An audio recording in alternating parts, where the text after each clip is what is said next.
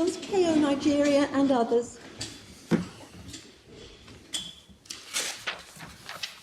Yes, Mr. Mayor. Good morning. Good morning to you. I'm not able to stand for more. Well, that's perfectly all right. Don't worry at all about it. I will try to be to be visible to all of you. But, Visibility and economy of presentation will be welcomed. well, I'm hoping it won't happen for much longer, but there we are. Can I say, starting off, that we rely particularly on the judgment of Lord But Justice. perhaps we'll deal with the appearances first, shall we? Shall we have the appearances first? Oh, certainly. Yes. Sorry, I appear in this with my learned friends, Miss Nike and Miss Foote. Well, I think we all have the appearances, so don't trouble about that. We've got those details. They're on the other side. An agreed application has been made for anonymity. We'd just like to explore that a little. I mean, why is anonymity particularly required in these cases?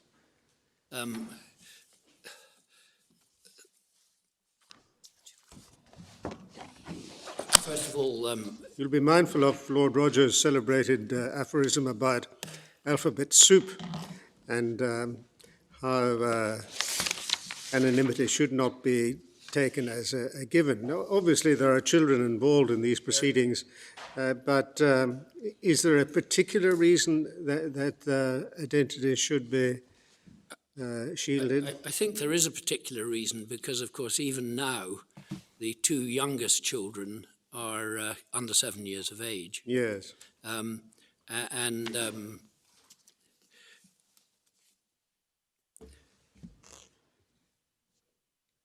That's really, I think, probably the main reason. Obviously, it's a deportation case, and no one likes their name to be spread over the... Right.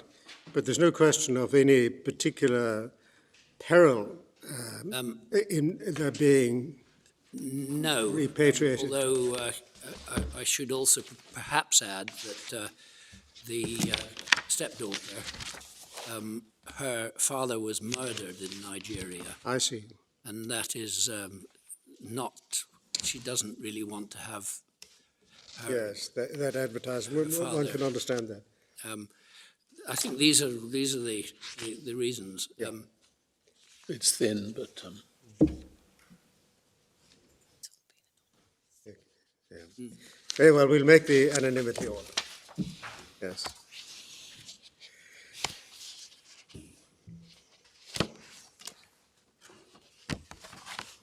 Yes. Can I start off by saying that we have said in our written case that we rely particularly on the judgment of Lord Justice Elias in MA in Pakistan. Yes. And the paragraphs in that judgment are 36 to 49 that we particularly lie on. And then we have in paragraph 35 the judge quoting my learned friend Ms. Giovanni saying that one of the effects with regard to British citizens is that it will be relatively rare that they would be required to return or go with the deportee. That's at the paragraph 35. Yes. What we say is that this appeal is about the proper construction of the statutory scheme for deportation of foreign nationals as laid down by Parliament first in 2007 in the 2007 Act and later under the Immigration Act 2014 which inserted Part 5A, which we're particularly concerned, into the Nationality, Immigration and Asylum Act of 2002, which I call the 2002 Act.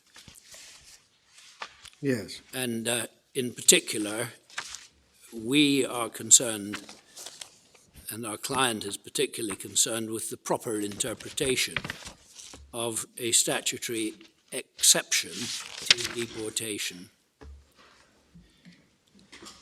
Yes.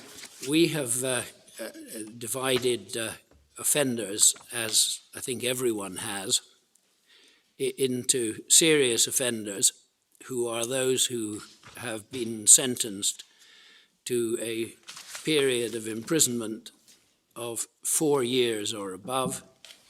Then next down, we have medium offenders who have been sentenced to a period of 12 months, but less than 4 years.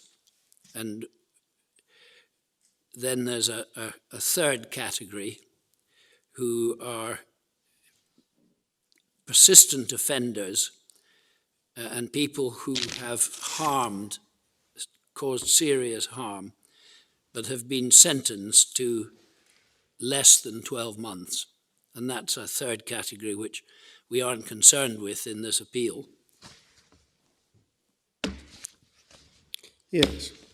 And in this appeal, we have a child or children whom we say the statute has deemed to have an exceptional status if they can overcome a number of threshold requirements which are set out in section 117C, subparagraph 5, and 117D. And I don't know whether you would like me to go through those provisions. Well, you can take it that we've all read those very carefully. I would have thought so, Lord. I mean, they're pretty central to the issues that arise in the case. Well, none of us could do without doing that. I'm much obliged.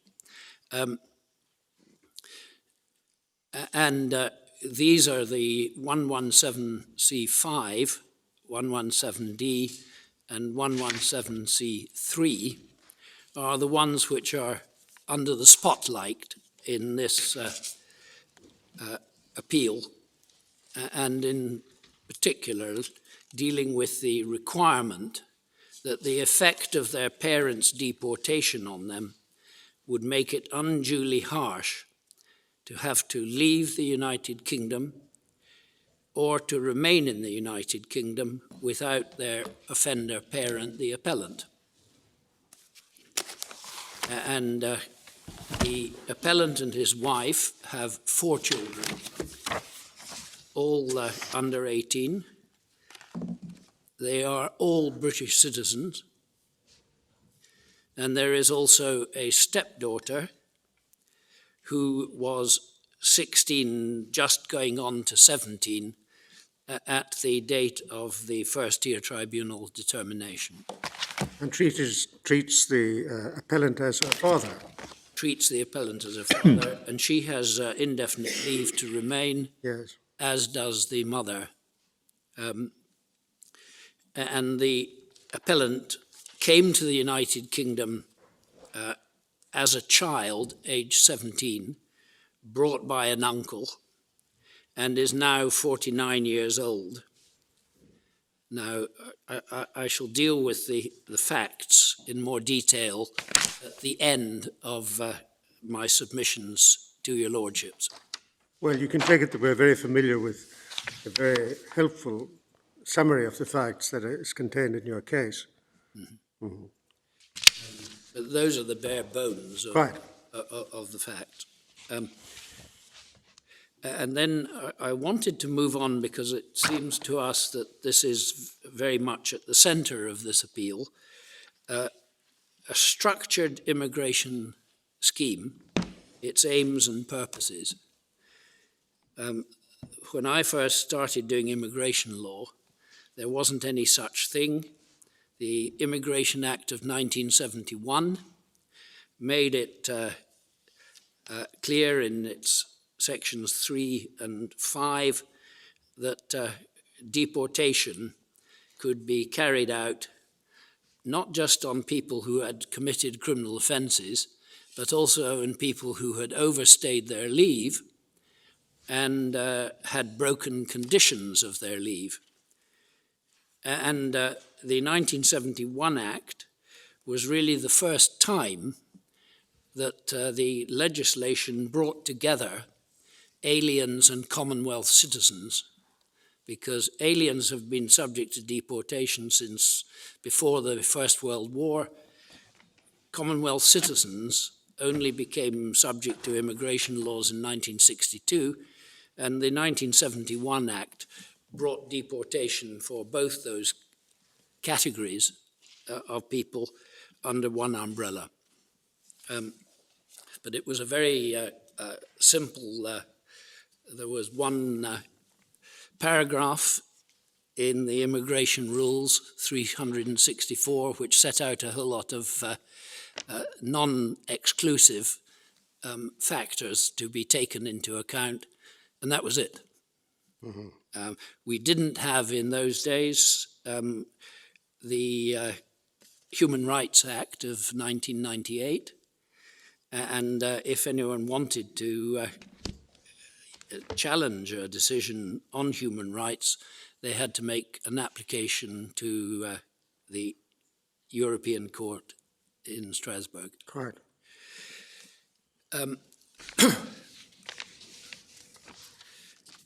But we now have, after the 2007 Act, which for the first time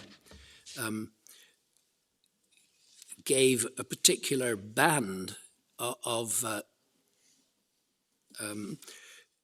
criminality, which was 1 year. Above 1 year, liability to deportation was automatic. In other words, the Secretary of State didn't have to consider whether this person ought to be and could go straight to doing a deportation order unless one of the 5 exceptions applied. The only one that we need to be concerned about is the one of the European Convention on Human Rights, and in particular Article 8 thereof. Yes.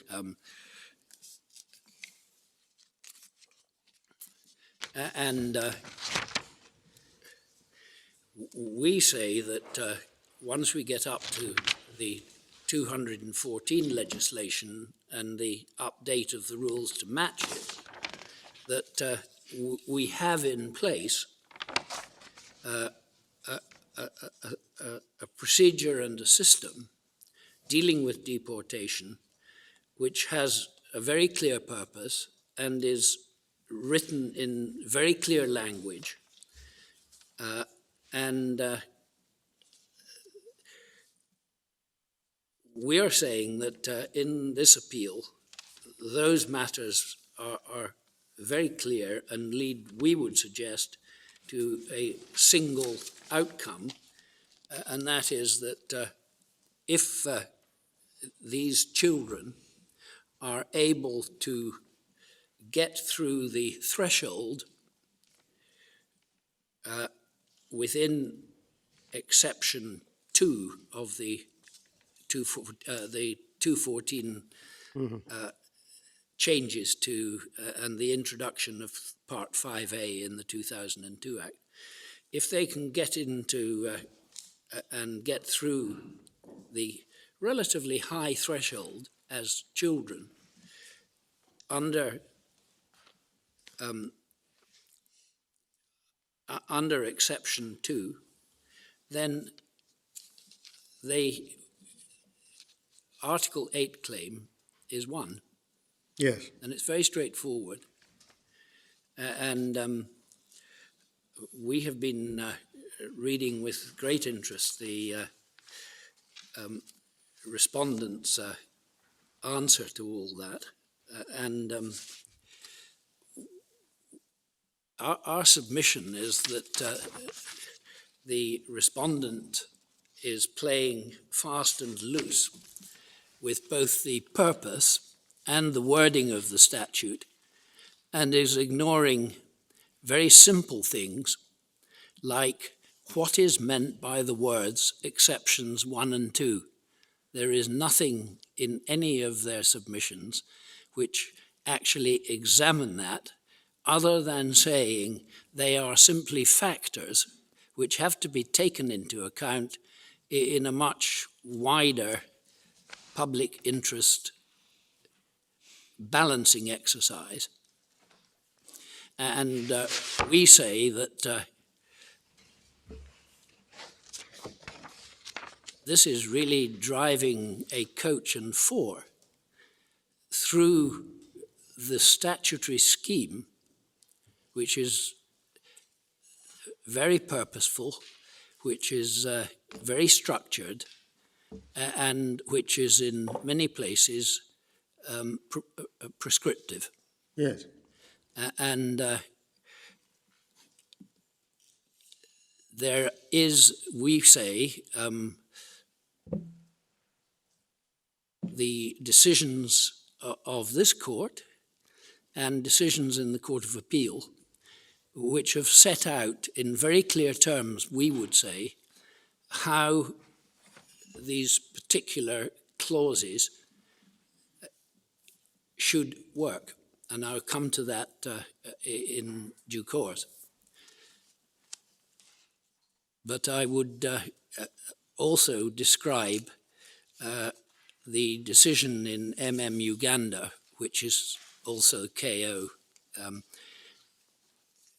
as being a maverick decision by Lord Justice Laws and against the flow of information and judicial statements in describing in great detail how these new structured sets of legislation, both with the immigration rules and now in statute with the Part 5A of the 2002 Act. And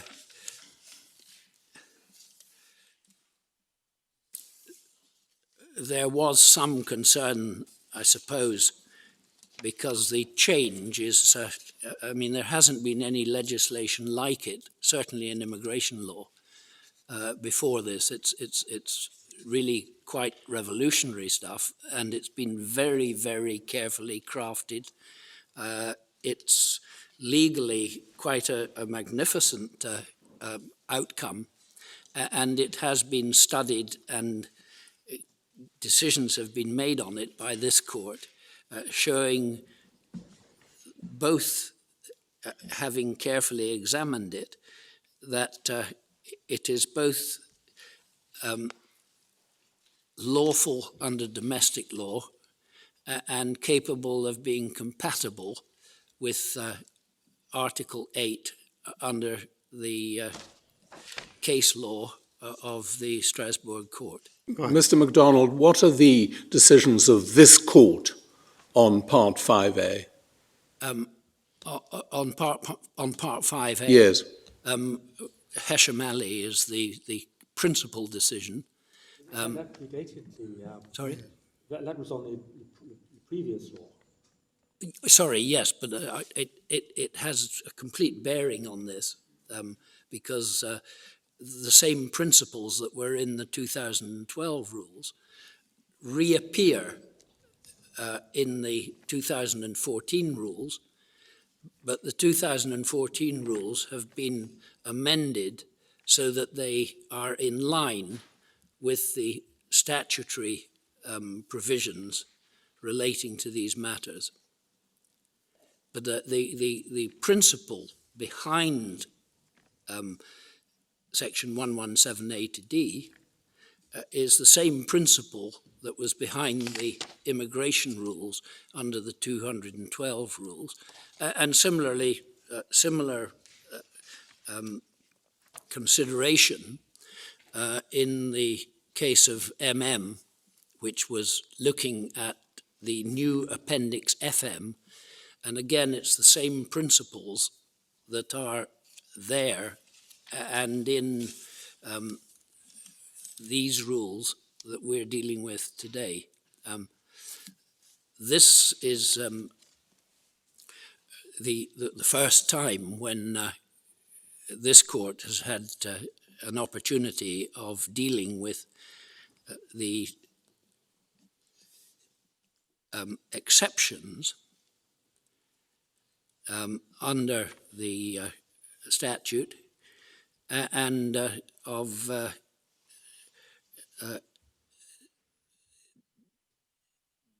dealing with them in particular and in their proper interpretation.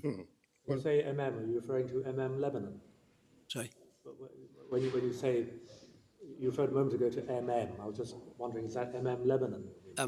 Yes, Lebanon. Sorry, yes, because there's Uganda, which was, I'm sorry about that. Yes, I'm not going into that because it is all about FM, but it's the same principle of a structured set of immigration rules, some of which are mandatory and very clearly mandatory, and some of which leave scope for a discretion. And I say they're very carefully and crafted, and we've never had anything quite like that before in my experience of dealing with immigration law. And it's a very important step. And well, that's a very useful preface to the central issue, but perhaps we could move to that now, and that is, what is the interpretation to be placed on the new structure? oh, right. I think I've given you enough about the history. Well, it's always good to have an historical perspective, but Yes. I think you probably And of have course, grasped that. in a way, what we've got happened by accident because of a crisis in 2006, Right. which led to the 2007 legislation. But I don't need to go into that.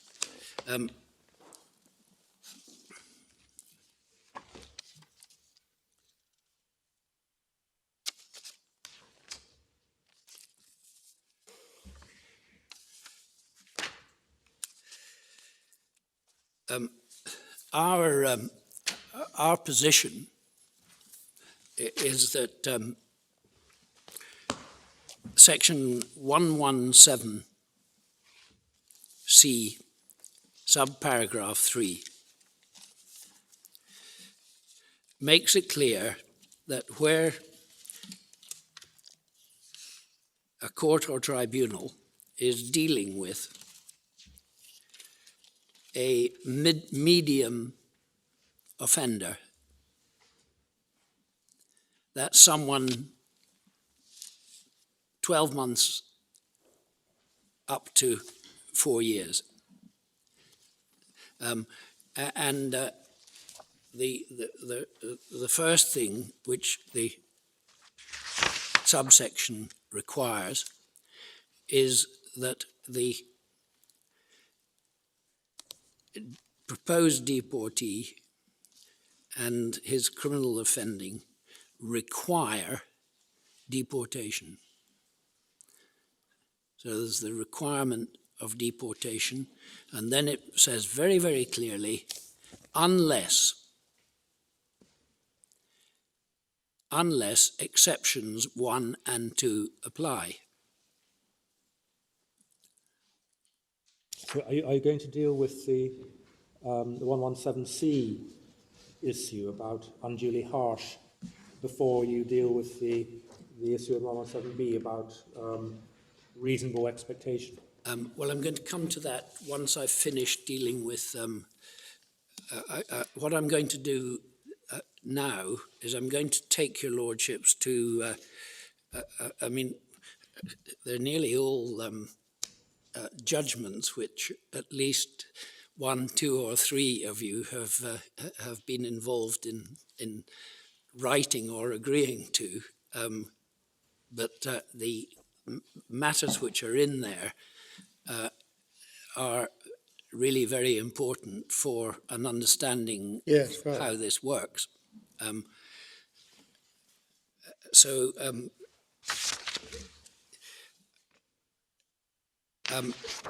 117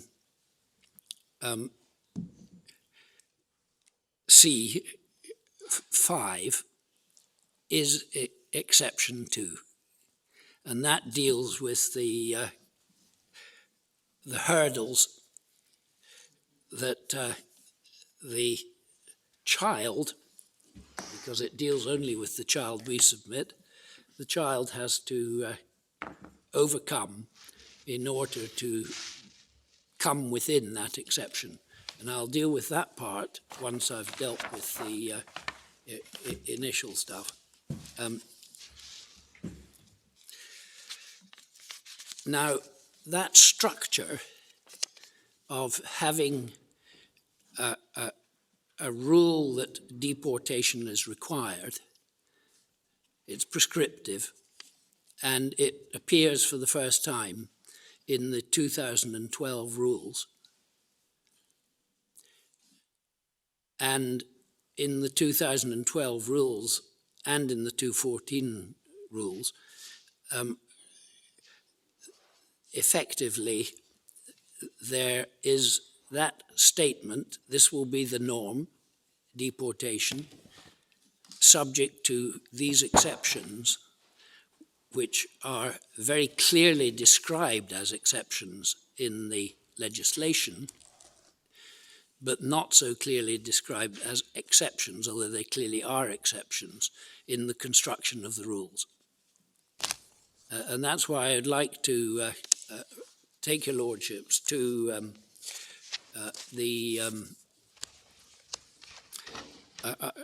I'm going to start, in fact, with the case of Agiaku, which my Lord Reid gave the judgment, and that's at sorry, Tab 20. yes, it's in tab 20 on volume 1.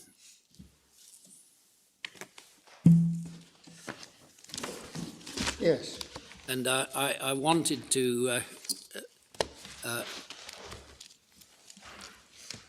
it's at paragraph 10 of the judgment, where Lord Reid is dealing with the statement of intent. Paragraph 10. Yes, that's at MS number 251. Yes. Yes? And do you want me to read it, or do you want to read it yourselves? No, well, I think we're all pretty familiar with it. I'm not sure that it needs to be read. Having written it, I'm sure you are. But effectively, what the statement of intent is doing is the new rules are to reflect fully the factors which can weigh for or against an Article 8 claim. And they'll set the proportionate requirements that reflect, and these are important words, as a matter of public policy, the government's and Parliament's view of how individual rights to respect for private or family life should be qualified in the public interest to safeguard the economic well-being of the UK by controlling immigration and to protect the public from foreign criminals. And it says normally the effect will mean that a failure to establish an Article 8 claim and the person will get no grant of leave. And then they deal with one particular respect in which the new rules were, this is paragraph 11 of the Statement of Intent, were to reflect an Article 8 assessment concerned family life established when the parties knew one or both of them lacked a valid basis of stay in the UK, and then the Statement of Intent also explained that the new rules were intended to result in a change of approach on the part of the courts. And this is the structure issue. In the past, it was said the lack of a clear public policy framework had effectively left the courts to develop public policy. They could not give due weight to the government's and Parliament's view because they did not know what it was. The new rules were intended to fill this public policy vacuum by setting out the Secretary of State's position on proportionality and to meet the democratic deficit by seeking Parliament's agreement to her policy.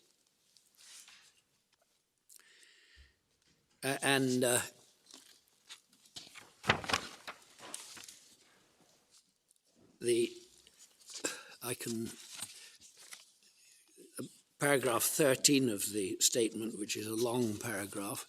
Now that refers to another document, Grounds of Compatibility, Mr. MacDonald. Yes. This morning I couldn't find it in the bundle. The Statement of Intent, which you've been addressing us on, we have got. It's number 84. Yes. I couldn't find Grounds of Compatibility. If I am right that we haven't got it, then in the course of that hearing, could we be provided with it, please? Certainly. What? No, we will get it. Thank you very much indeed. Yes. Thank you.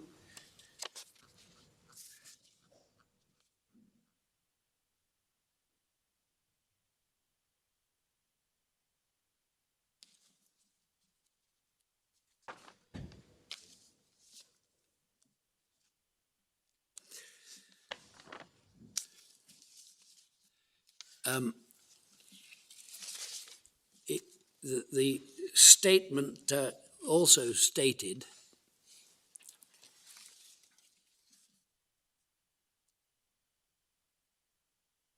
that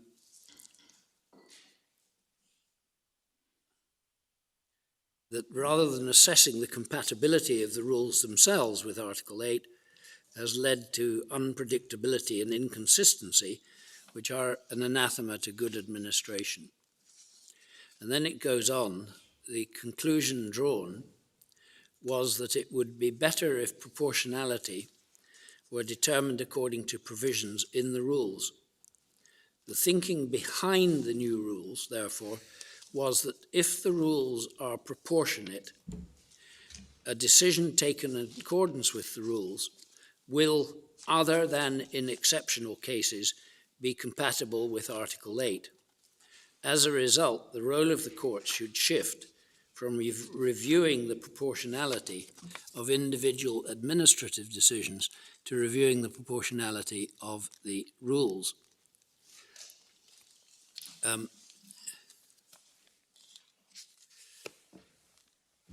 Prior to that judgment and the judgment in Hesham Ali and in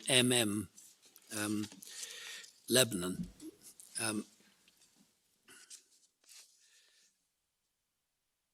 we had the Court of Appeal judgment in MF Nigeria, again, which I'm sure you will all be conversant with.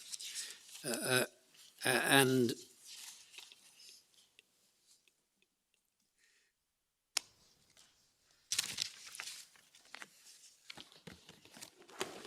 the judgment there replaced the deportation test of exceptional circumstances by suggesting that it meant very compelling circumstances, and we then move to the language of very compelling circumstances from that point onwards.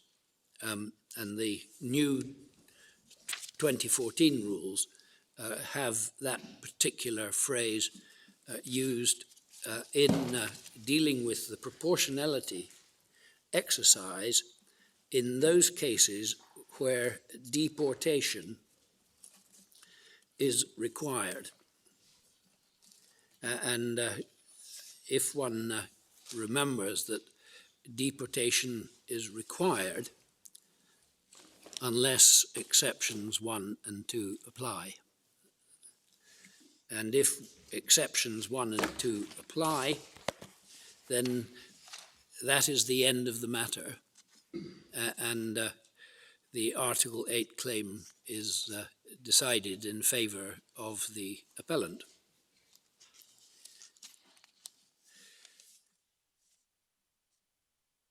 Yes, I suppose there's some other reason for deportation in addition to criminality. Yes. For example, if the person were being deported, A, because he's a foreign criminal, B, because his status his immigration status is irregular. That would certainly be the case. Deportation now is only for criminal offences. It used to cover both criminal offences and people who were overstayers or broke the conditions of their leave. Well, Section 32(5) introduced the idea of automatic deportation for foreign criminals, but is there not still the general power to deport under Sections 3 and 5 of the 1971 Act? Well, that's now dealt with by removal, and there's special provisions. We might be in danger of getting involved in a dispute Where- about nomenclature here. Where there is one case where I think deportation can occur, and that is where the Secretary of State has personally said that someone's presence here is contrary to public Inimical interest. to I mean, But otherwise, it's a provision which applies to people who have committed criminal offences. Well, Section 117C, subsection 7, yeah. is drafted on the basis that there can be other reasons for a decision to deport apart from the offence or offences. Yes, well, there's still a power to deport if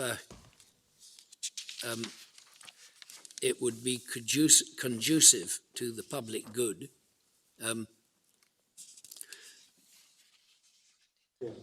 I suppose in that event you could find yourself considering that- the 117B6. Well, that will apply to, for instance, cases where terrorist cases where security issues arise, and that particular category. But essentially, with those particular exceptions, it applies to people who've committed criminal offences. It would be difficult to put a figure on it, but I would have thought that the number of cases outside that, for example, of terrorists and so forth, we would be probably 90% of the cases would be about crime, and a small percentage would be about national security.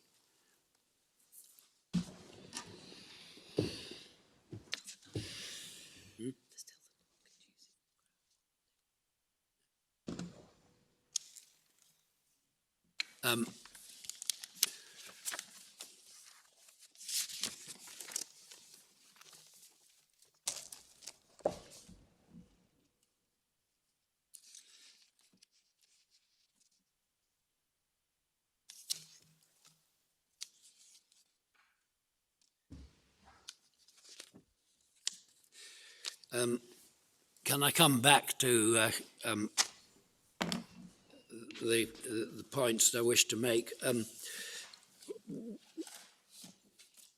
What is important in our submission, and we say critical, in the proper interpretation of Section 117C, is that in relation to deportation, the statute expressly uses the language of exception 1 and exception 2. And as I've already indicated, nowhere in the Secretary of State's case is that addressed. And our case is that Section 117C3 introduces a statutory proportionality test that deportation is normally required for medium offenders unless exceptions 1 and or 2 apply. Where an exception is made out, and I'll come to that, there's a threshold that a child has to get over before the exceptions will apply. And if it's the spouse or the partner of the proposed deportee, again, there are different threshold provisions in the exception that applies to the partner. But if the threshold conditions are fulfilled, then the question of proportionality is predetermined in the legislation. It's predetermined, and the Article 8 claim succeeds. If it's not made out, if those threshold provisions are not met, either by the child or by the partner, then the full-blown proportionality exercise must occur, in which the offender will avoid deportation only if there are compelling circumstances over and above exception 1 and 2. And that's what is said in 117C, subparagraph 6. Well, yes, you're right. Clause 6 refers to imprisonment for at least 4 years. And so, correct me if I'm wrong, in a case called NA Pakistan, the Court of Appeal read in the same words into 117C3, unless there are very compelling circumstances over and above those described. Yes. Yes. Very well. That's so. I think that's at paragraph 33 of NA Pakistan. I'm doing that from memory, so I may have got it wrong. And then if I can come to Hesham Ali, which your lordship gave the principal judgment. No, Lord Reed did. Oh, sorry. Yes. But we're all veterans of these campaigns. Yes. You all bear the scars. One exception, I think. Well, and Miss Giovanni seems to be appearing as well. Yeah. No doubt she bears some of the scars. But Right. Well, sorry, in paragraph 22,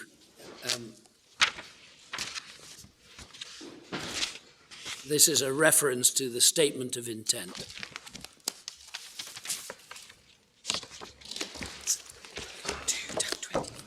tab 24. Tab 24, yes. Volume 2. That's MS 340. Yes, thank you. Thank you.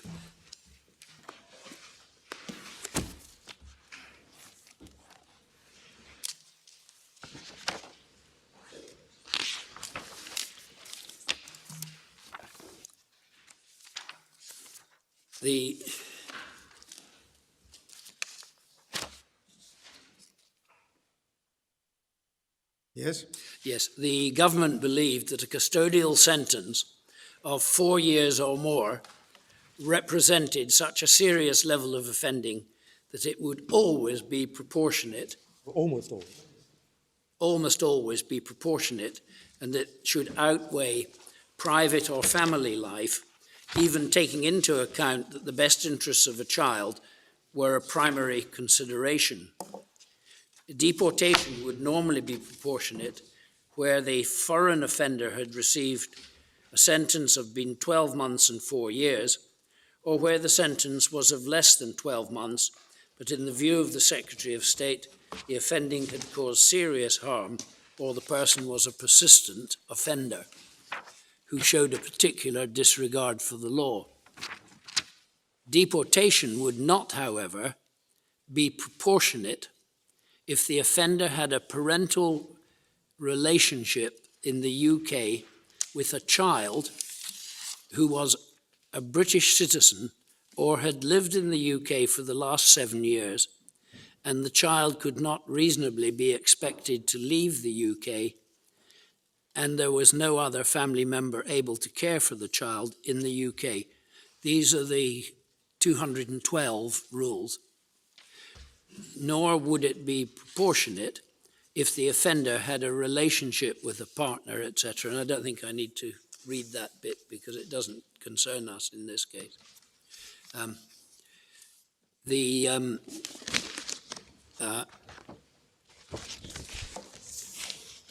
The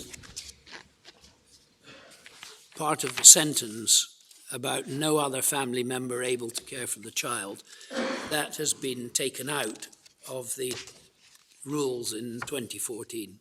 That's no longer applicable.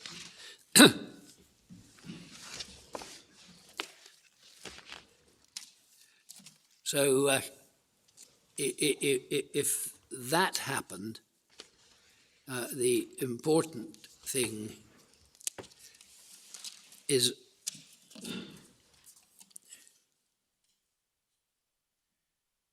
that it would be proportionate automatically.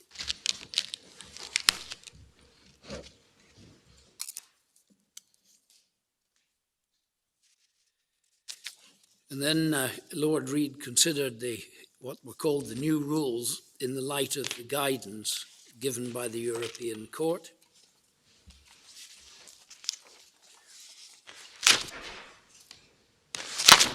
And, he deals with paragraph 36.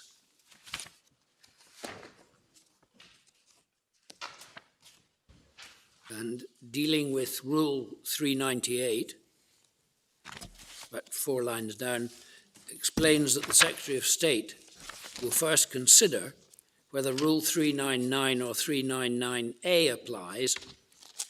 Those rules applicable where offenders have received sentences of between 12 months and 4 years provide guidance to officials as to categories of case where it is accepted by the Secretary of State that deportation would be disproportionate. And we say that that is a very key sentence.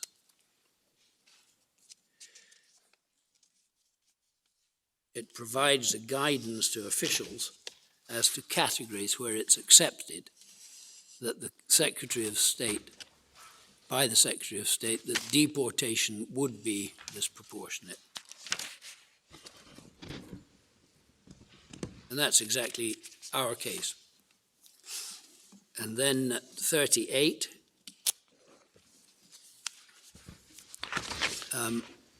the implication of the new rules, the implication of the new rules, 399 and 399A, identify particular categories of case in which the Secretary of State accepts that the public interest in deportation of an offender is outweighed under Article 8 by countervailing factors. And that must refer to the thresholds that the child or the partner have to surmount within the provisions in the old rules and in the new rules in 399, and under the statutory provisions under section 117, C, paragraph 3 read with exceptions 1 and 2. And then at paragraph 38, it continues, cases not covered by those rules, that is to say, foreign offenders who've received sentences of at least 4 years, or who have received sentences between 12 months and 4 years, but whose private or family life does not meet the requirements of Rules 399 and 399A. And they will be dealt with on the basis that great weight should generally be given to the public interest in the deportation of such offenders, but that it can be outweighed, applying a proportionality test, by very compelling circumstances. In other words, a very strong claim, as Lord Justice Laws put it in SS Nigeria, the countervailing considerations must be very compelling in order to outweigh the general public interest in the deportation of such offenders as assessed by Parliament and the Secretary of State. And so that is a description of how the exceptions apply, and if they don't apply because the people can't meet the requirements of 399 or 399A, then you're into the full-blown proportionality exercise. And again, that's our case.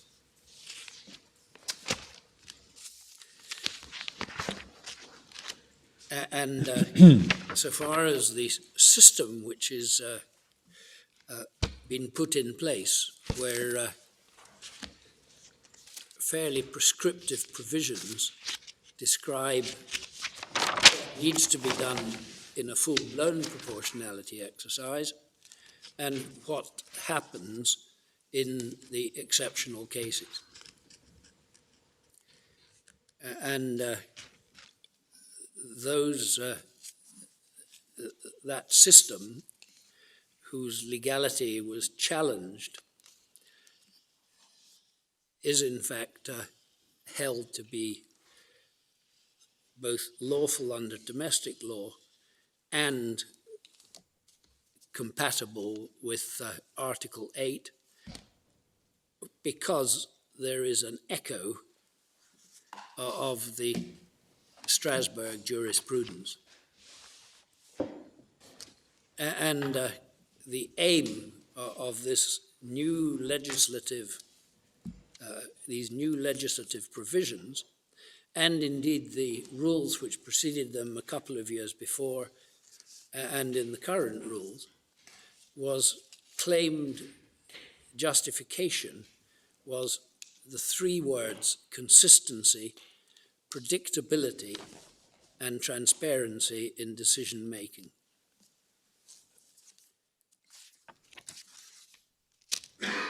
Now, paragraph 21 of Hesham-Ali made clear that the 2002 rules applied to immigration officials, in other words, to the Secretary of State's officials who were deciding cases, and the 214 statutory provisions are made to apply to courts and tribunals, because, as your lordships will be aware, courts and tribunals are often have to deal with remaking a decision, and in fact are themselves responsible for making a new decision on an Article 8 case.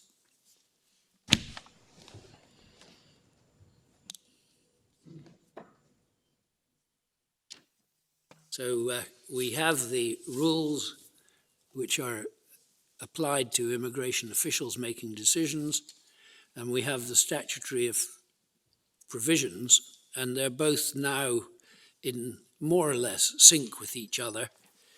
They are made for courts and tribunals. And there are some differences. For example, one of the differences, which I'll come to, is that in the statute, the effect of the deportation on the child must be extremely harsh, or it makes it extremely harsh for the child to have to leave the country. The rules have two provisions rather than one. It's leaving the country, but also staying in the country and missing, or it's legally harsh, that you're doing so without the parent who has been deported. And that's one difference between the statutory provisions and the rules.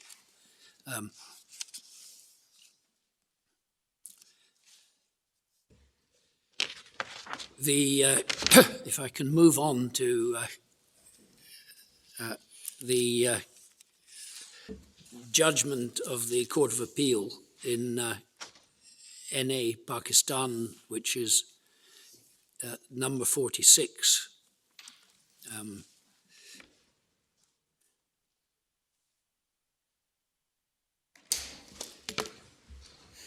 Which is MS page 949.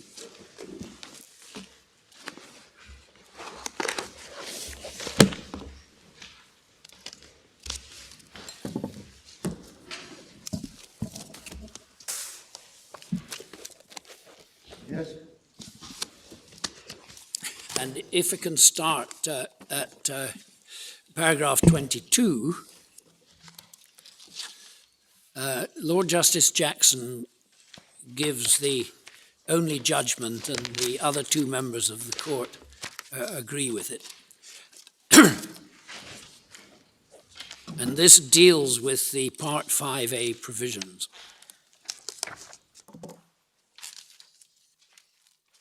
And he starts at paragraph 22 that he wanted to make it clear that section 117C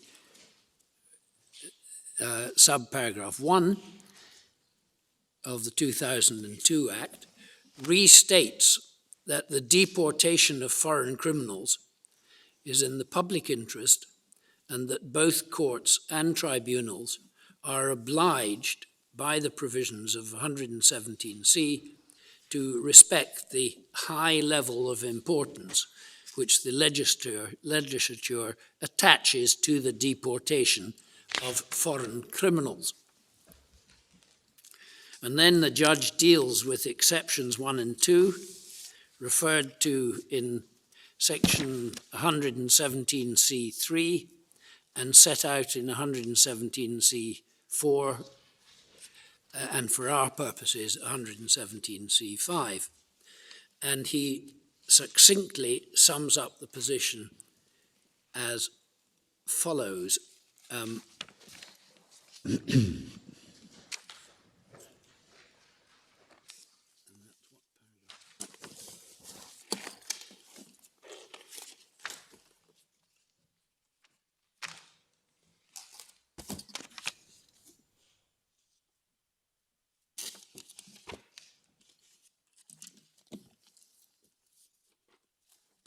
Mr. MacDonald, I'm unclear as to how this applies to your client's case.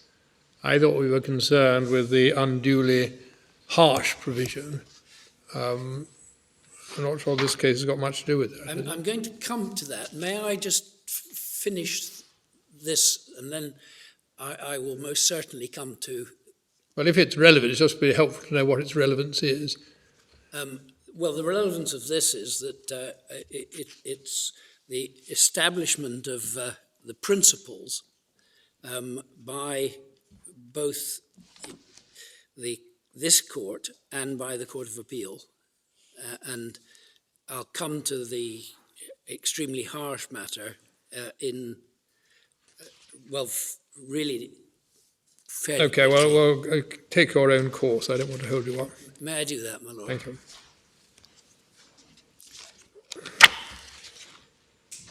Um,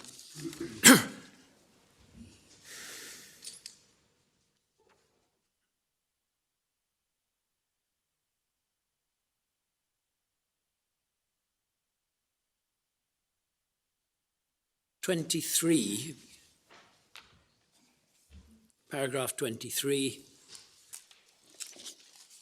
he deals with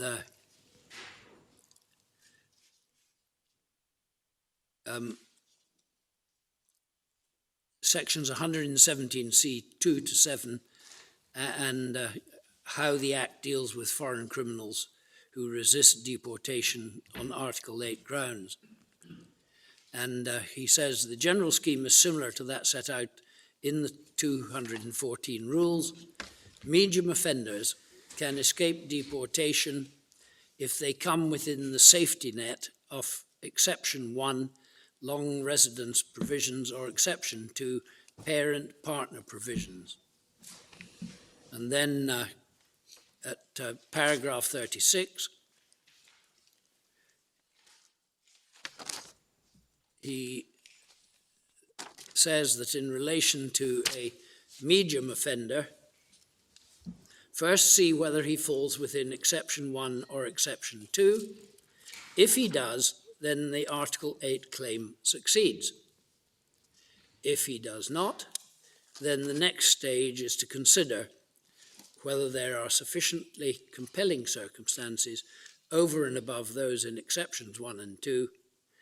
If there are, then the Article 8 claim succeeds. If they are not, then the Article 8 claim fails.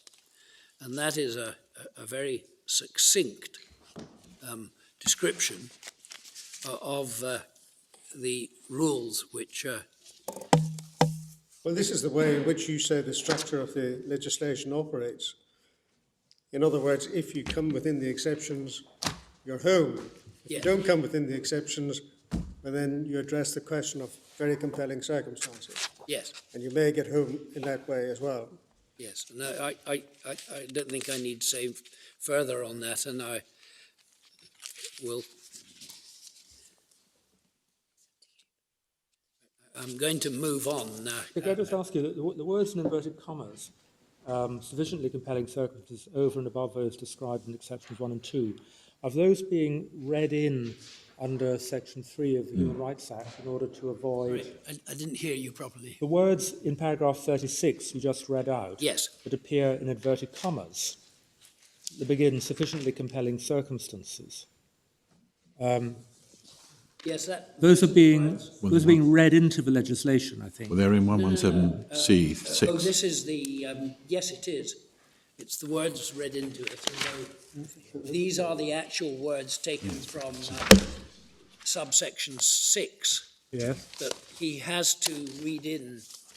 Well, it's not the same words. Oh, it's not? He's no. put in a sufficiently instead of a very.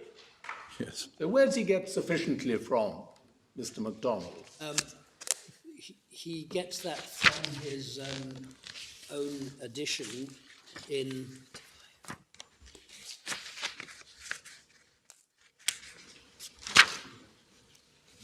Yes, if he goes to paragraph 33. Well,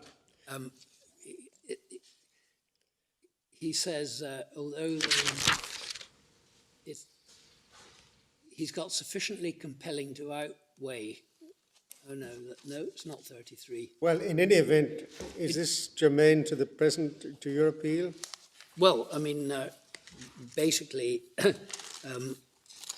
the words which he has put in, because they weren't there, if I'm effectively reading them, they are exactly the same as the words Very compelling. in subsection 6. Well, we've got a good, I think, handle on the structure. Can we now move to the unduly harsh issue? Yes, and I mean, that's what I would like to move to. Good. Mr. MacDonald, Yes. one of Mr. Giovanetti's points is, well, look at subsection 2. If you've got that to hand, Yes, the more serious the offence committed by a foreign criminal, the greater is the public interest in deportation of the criminal.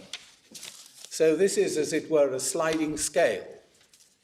And Mr. Giovanetti says there's only one way, there's only one area in which you can insinuate your consideration of the relative seriousness of the offence, and that is by reference to the adverb unduly. What do you say about that? well, let me, if you don't mind, before I come to extremely harsh, I'll deal with that. Thank you.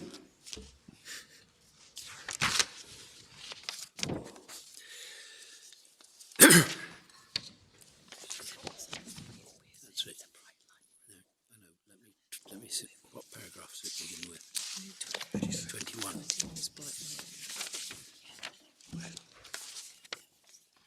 Wherever I've put something about.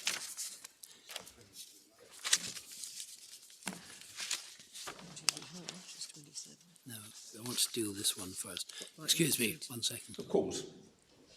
No, where's the heading? We're accused.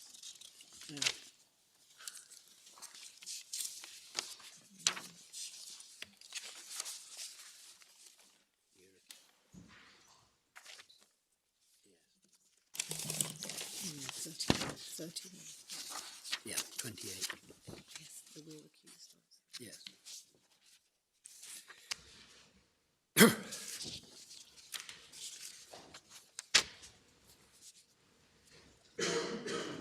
Yes, here it is. Sorry about that, my lord.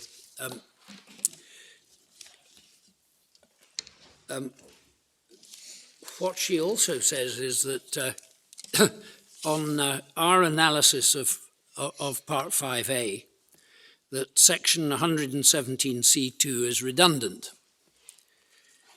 And that section reads as follows, if I may: the rules, the more serious the offence committed by a foreign criminal, the greater is the public interest in deportation of the criminal.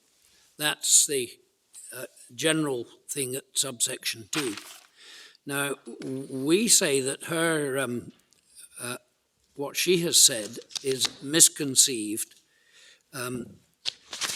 because what Parliament has done, and what Parliament, we would say, was quite entitled to do, was to give substance to Section 117 C2 by creating categories of offenders where their seriousness of offending is classified into different bands of offending based upon the number of years imprisonment given to them by the criminal court. And there are the 3 bands: the serious band, the medium band, and the persistent offenders group. And so far as medium offenders are concerned, as a whole, they are potential beneficiaries of the statutory exceptions in 117.5, but serious offenders are not. And the criminality of medium offenders under the statute is necessarily, by the banding, less serious than that of serious offenders who are over 4 years. And the serious offenders, there's no exceptions for them, and they have to meet a higher threshold, obviously, when a court or tribunal looks at the issue of very compelling circumstances in the proportionality exercise, because the seriousness of their offending will generally be greater than that of the medium offender. But you also have, of course, in the above 4 years category, you've got, it's an enormous category because it ranges from 4 years right up to life imprisonment and sentences of 30 years, for example. And once you are into those, obviously, the provisions of the more serious the offence, the greater is the public interest in deportation. But the banding is the first point that we make. That has been done by Parliament, and you have banding done in least serious or medium serious and very serious, where the very serious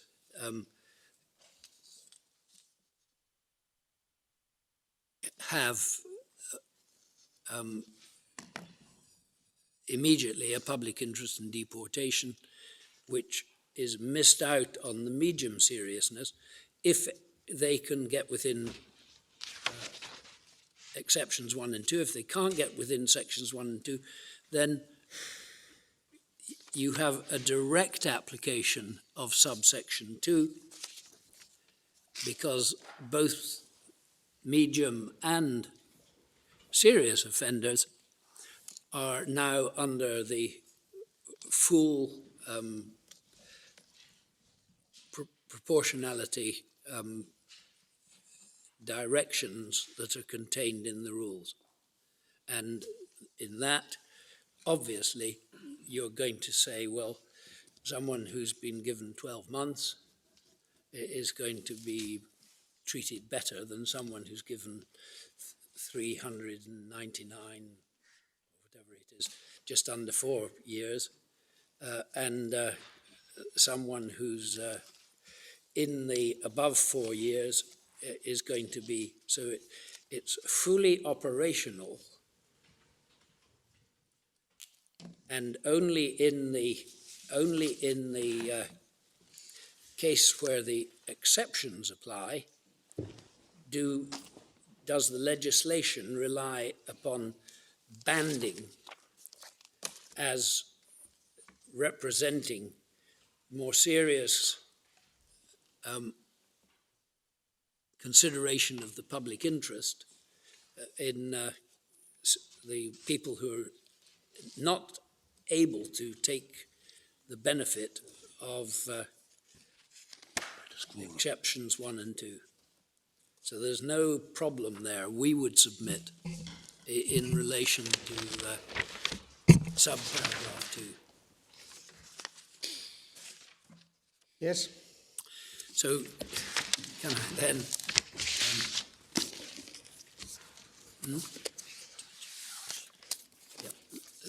let me move on to unduly harsh. Good.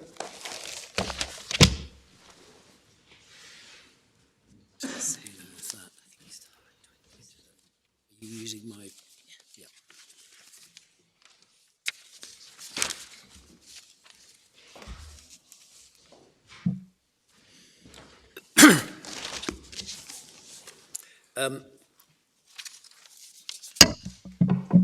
If the Secretary of State and the Court of Appeal are right in deciding that unduly harsh carries with it a requirement that the decision maker should factor in the public interest, including the seriousness of the criminality of the parent. First point I think we would make is that it's hard to see how there's any real categorical difference between unduly harsh and very compelling circumstances. Both of them would simply be a sliding scale in which the public interest in the individual is weighed against the impact on the child, rather than have two categorically different tests. What we say is that unduly harsh is about the effect on the child. that's the clear language of the statute. It's the effect on the child. And the child has some hurdles that the child must get over within the exception before, of course, you can say that we don't need to go any further. And one of those hurdles is dealing with, would it be unduly harsh for the child and only for the child? Because otherwise, what you're going to do is that you're going to say, when we deal with the child, we are going to factor in, which is what the Court of Appeal did in this case, and what my learned friend is trying to do in her submissions to your lordships. And that is to factor in the proportionality exercise, which should not be done in carrying out the unduly harsh thing. It is a very clear wording in the statute. It is the effect upon the child. But it's the effect on the child which has to be not unduly harsh. Yes. And the argument against you is that unlike an adverb such as very harsh or extremely harsh or just harsh, unduly harsh, it's said, is a word like unjustifiably harsh or disproportionately harsh. It involves a degree of judgment by reference to the assumption is that there is a level of harshness which might be due or justifiable or proportionate. Or deserved. And that can only be, well, the child hasn't deserved anything. Not unduly. Yes. So the Undeserved. argument is that it can only be by reference to the objective being served by the deportation that you can judge whether the effect on the child is unduly harsh. Yes, but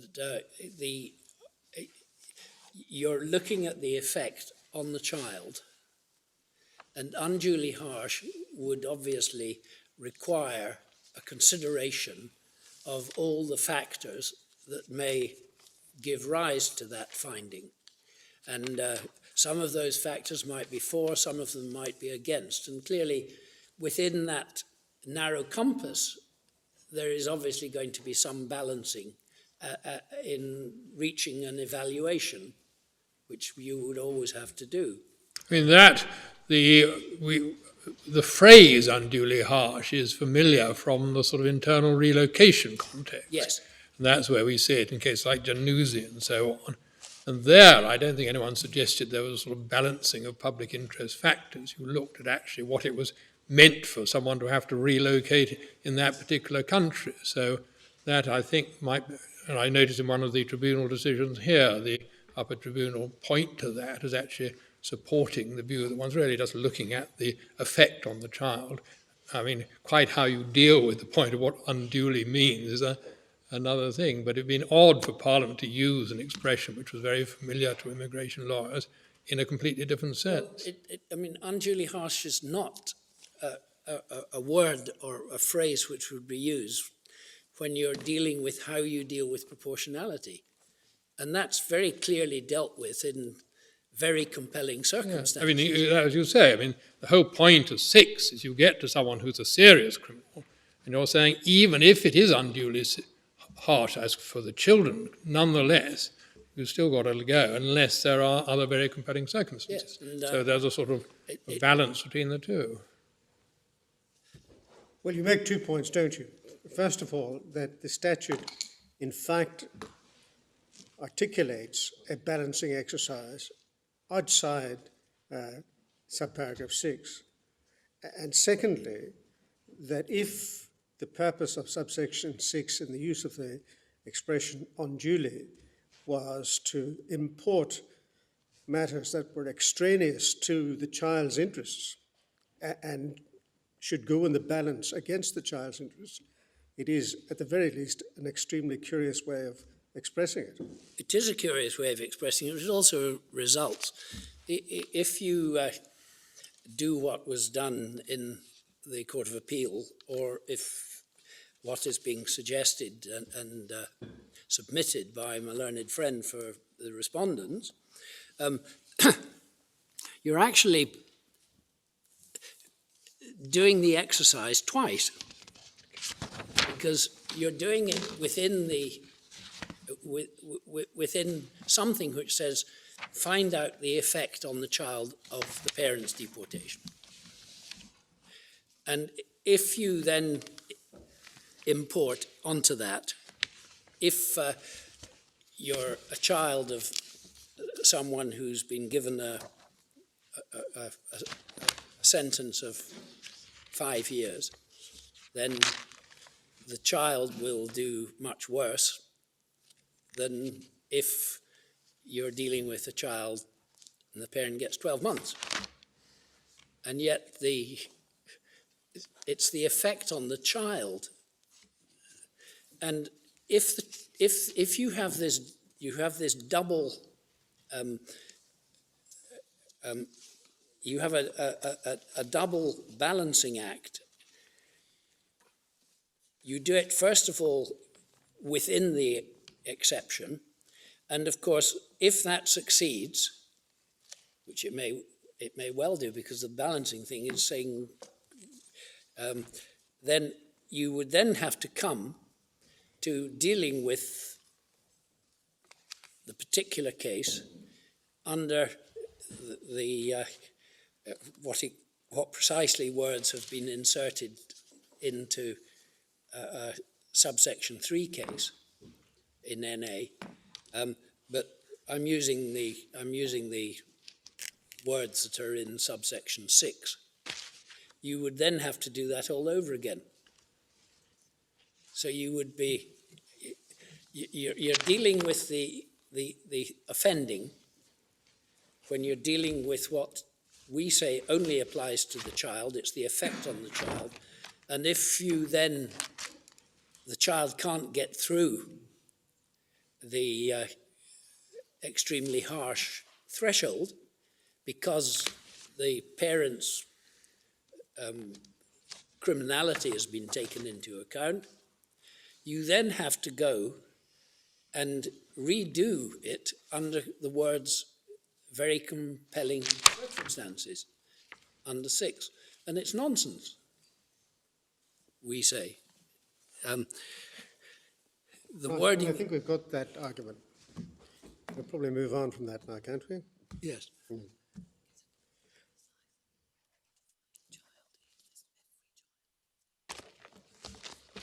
Yes. Can I say that in also considering that point, it's not every child,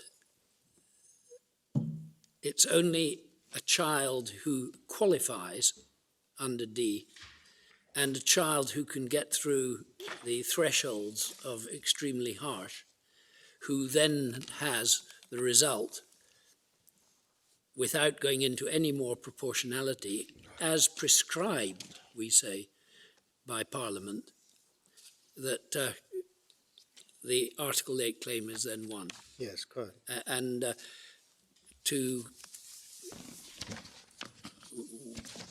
so we say that it's quite wrong to do that.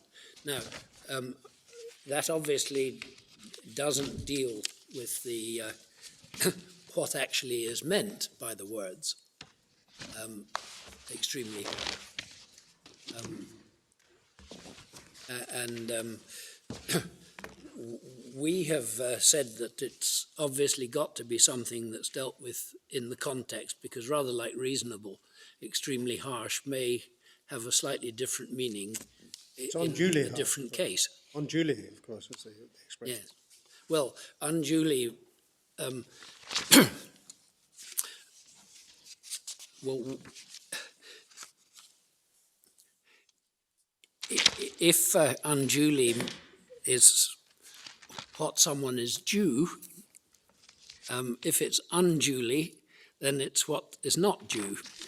And it's, I rather doubt that that is the connotation that was intended. I mean, No child is due to have visited Yes, right. upon him or her the consequences of his parents' criminality. That's a starting point which I believe to be common ground.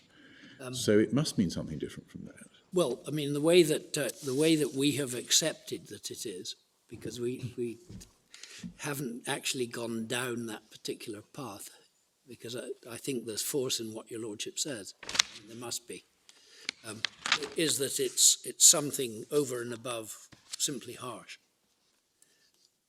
I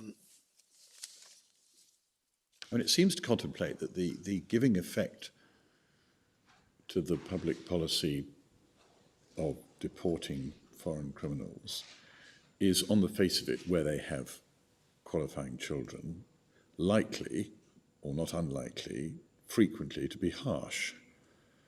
And then the question is, how much harshness, but it's not merely quantitative, is encapsulated within the concept of undue? Well, I think that's, I mean, it's going to be, each case will be different. Well, yes, I appreciate that there will be a quantification of harshness by reference to the child's particular circumstances, but either you say a certain indefinable quantity is appropriate for every child regardless of the strength of the public interest in deportation, or you don't.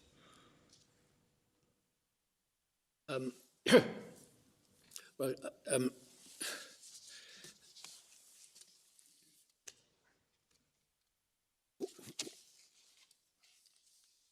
quite clearly,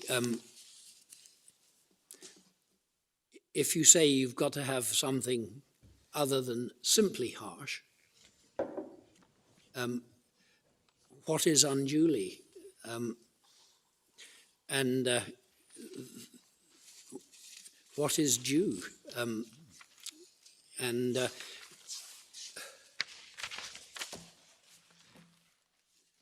For instance, if one reads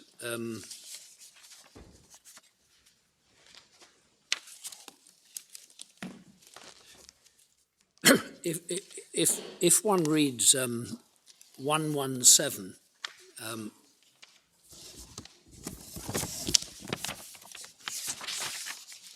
117A3,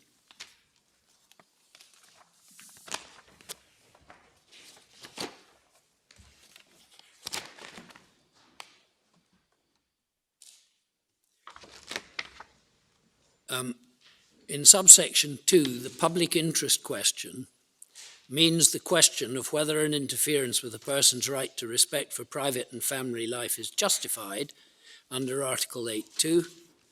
And then you go to 117C subsection 3. In the case of a foreign criminal who has not been sentenced for a period of imprisonment of 4 years or more, the public interest requires ceased deportation unless exception 1 or 2 applies.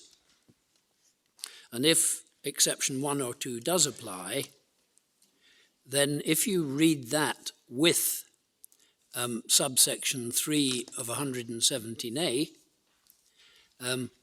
then the interference with a person's right to respect for family and private life is unjustified. Well, if the exception 1 or 2 succeeds, then respect for family life is not justified under Article 8. Now, does that bring in, does that mean that have an effect upon the meaning of unduly harsh?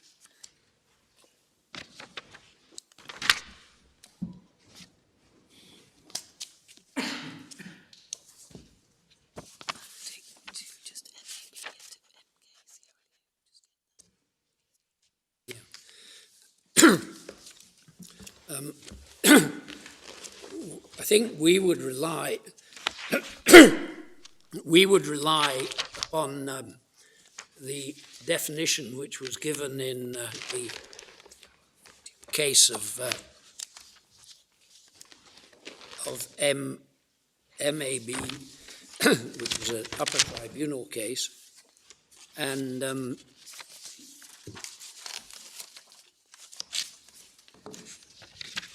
paragraph? 56. What paragraph though? 41.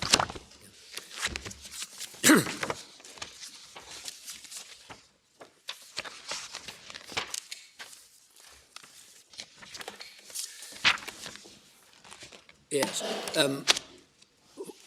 If we go to MK Sierra Leone, which is at 67, Volume 4,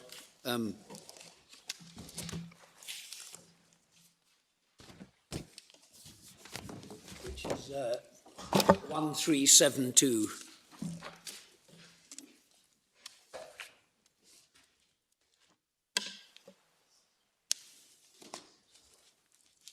Yes?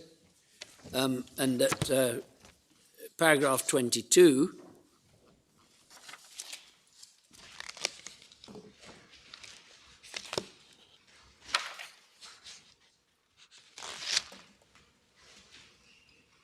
we take this opportunity to highlight that in all cases where Section 55 of the 2009 Act applies, the requirement to perform the twofold statutory duties is unaffected by the statutory reforms made by the Immigration Act 2014, and in particular the insertion of new Part 5A. There's been no amendment of Section 55. It continues to apply with full vigour. It's not been modified in any way by the most recent flurry of statutory activity. Given that qualifying children feature in Part 5A in the context of Article 8 ECHR, there is of course some overlap between the two statutory regimes. The Section 55 exercise will be duplicated to some extent in the Article 8 exercise.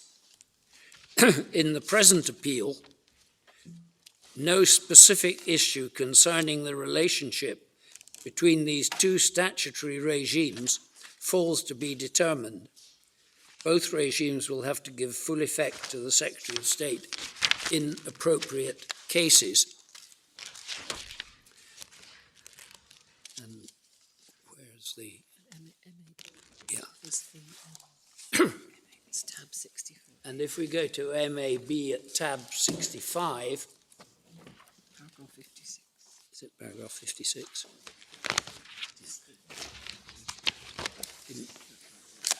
In paragraph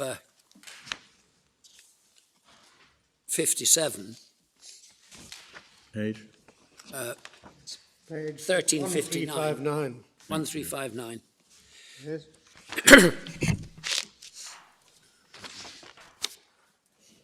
It's dealing with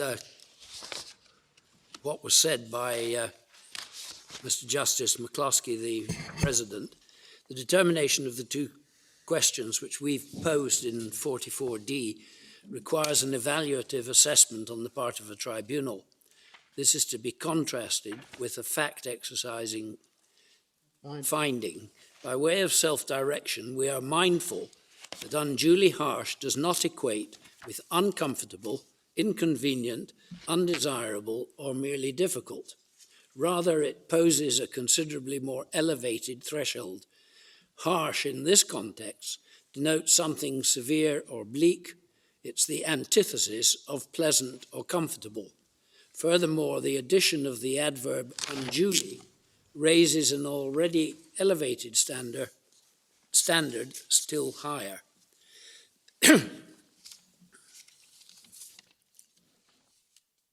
And having done so, the upper tribunal determined that it would be unduly harsh in the following terms.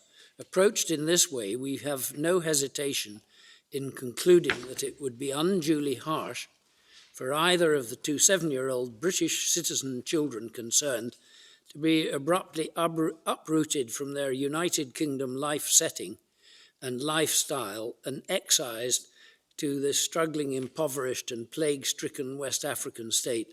No reasons or right-thinking person would consider anything less that cruel. In that passage, the President made no reference to the public interest and was clearly not engaged in a balancing exercise weighing the public interest against the consequences to the child of living in the appellant's own country, but rather was simply focusing on the interests of the children. And then there's the final question, which is, would it be unduly harsh for the children to remain in the UK without the appellant? He said this, the final question is whether it would be unduly harsh for either child to remain in the United Kingdom without the appellant. This is a different question from that considered at 46 above. We have identified a range of facts and considerations bearing on this issue. Once again, an evaluative judgment on the part of the tribunal is required. In performing this exercise, we view everything in the round. The appellant plays an important role in the lives of both children concerned, particularly that of his stepson.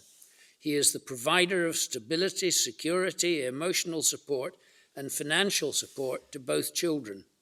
We have rehearsed above the various benefits and advantages which he brings to the lives of both children, coupled with his personal attributor and merits. We remind ourselves of Section 55 of the 2009 Act. We acknowledge the distinction between harsh and unduly harsh.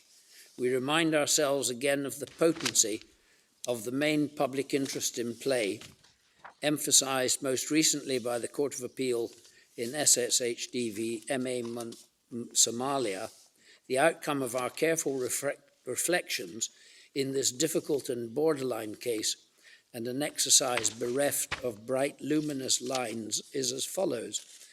Balancing all the facts and factors, our conclusion is that the severity of the impact on the children's lives of the appellant, abrupt exit with all that would flow therefrom, would be of such proportions as to be unduly harsh.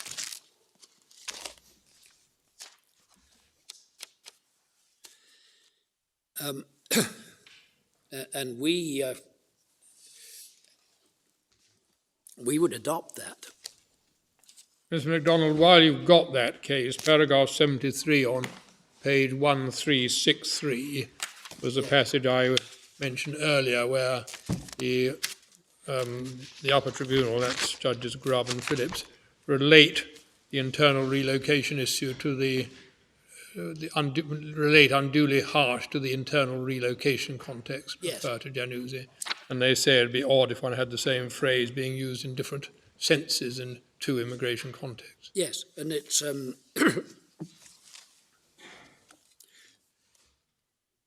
Thank you.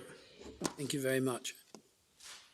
Yes. It's an evaluative exercise on whether an individual cannot be expected to move and live within their own country because of the impact upon him or her. And that is a similar evaluative exercise to that we consider is required by paragraph 399 and 117C5, transposed to whether an individual can be expected to move with the deportee to the latter's own country or remain in the UK without the deportee. The words are well known and very familiar in the refugee area. It would not be prudent, in our judgment, for there to be two different approaches to the very same phrase, unduly harsh, in two immigration contexts. That should be avoided if at all possible. Thank you.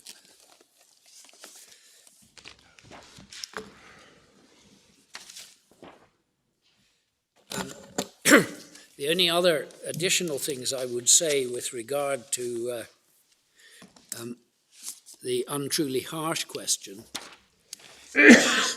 is that, for example, in this case, we are dealing with children, all of whom are British citizens.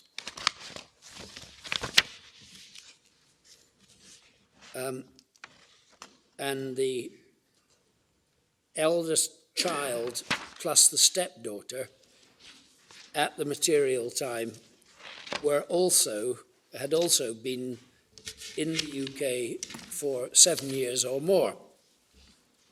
And the effect of those two factors, British citizenship and presence in the UK for a period of 7 years or more, what effect does that have on the issue of unduly harsh? It clearly is a big factor in determining the best interests of the child, but it's also, we would submit, a very important factor with regard to the issue of unduly harsh, particularly on that part of the exercise about the child leaving the UK.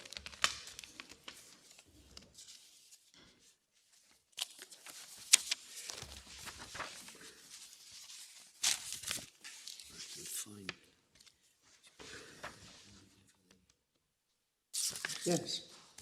And now I'm looking for the references.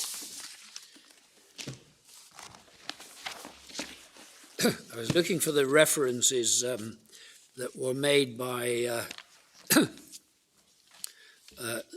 Lord Hope, Lady Hale, and I think my Lord Reid in the Tanzanian case.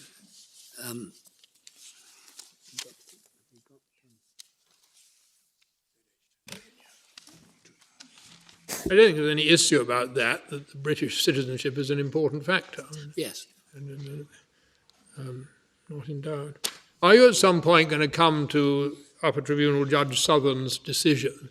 Because I think Ms. Giovanetti says that even applying your view of the law, the Upper Tribunal Judge didn't really approach it in the right way and applied too low a test. So Yes. I'd like your submissions on that at some point, but only when it's convenient. Well, For him applied, if it's all easier for him. yes, issue 3. So far as that issue is concerned,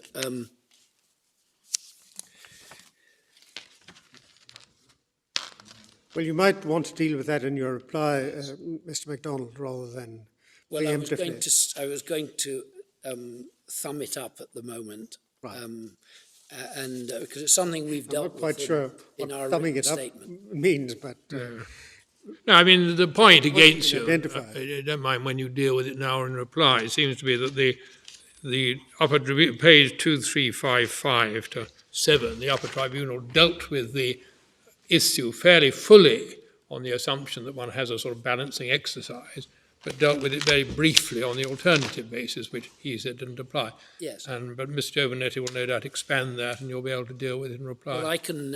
I mean, we have put.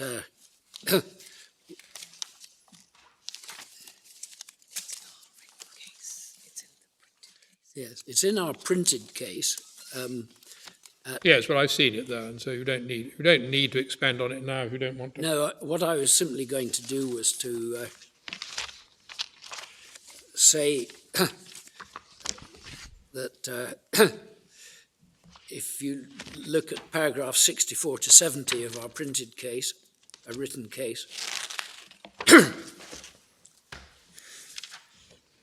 Right, we'll do that. Thank you very much. and then, but I think anything more than that, I would want to deal with it in the reply. Yeah. That's what we've said Yes. about the upper tribunal judge's, the way that he has dealt with what he calls a stark difference between whether he uses the extended consideration of unduly harsh, or whether he uses the narrow one, which is the one that we say is right. And he says that there is a stark difference between the two, because if you use the narrow one, the appellant would win. If you use the one which he used, the wider one, then obviously the appellant lost and we wouldn't in fact be in this court. Yes. May I just indicate that MM, who was the other person I represented in that case, his case was remitted to the upper tribunal, where he had a fairly strong case under exception 1. And he wanted to go there. Yes.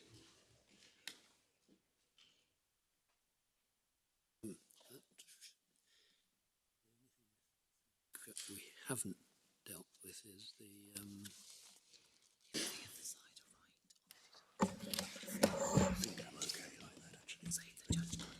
no, we'll have to go to that and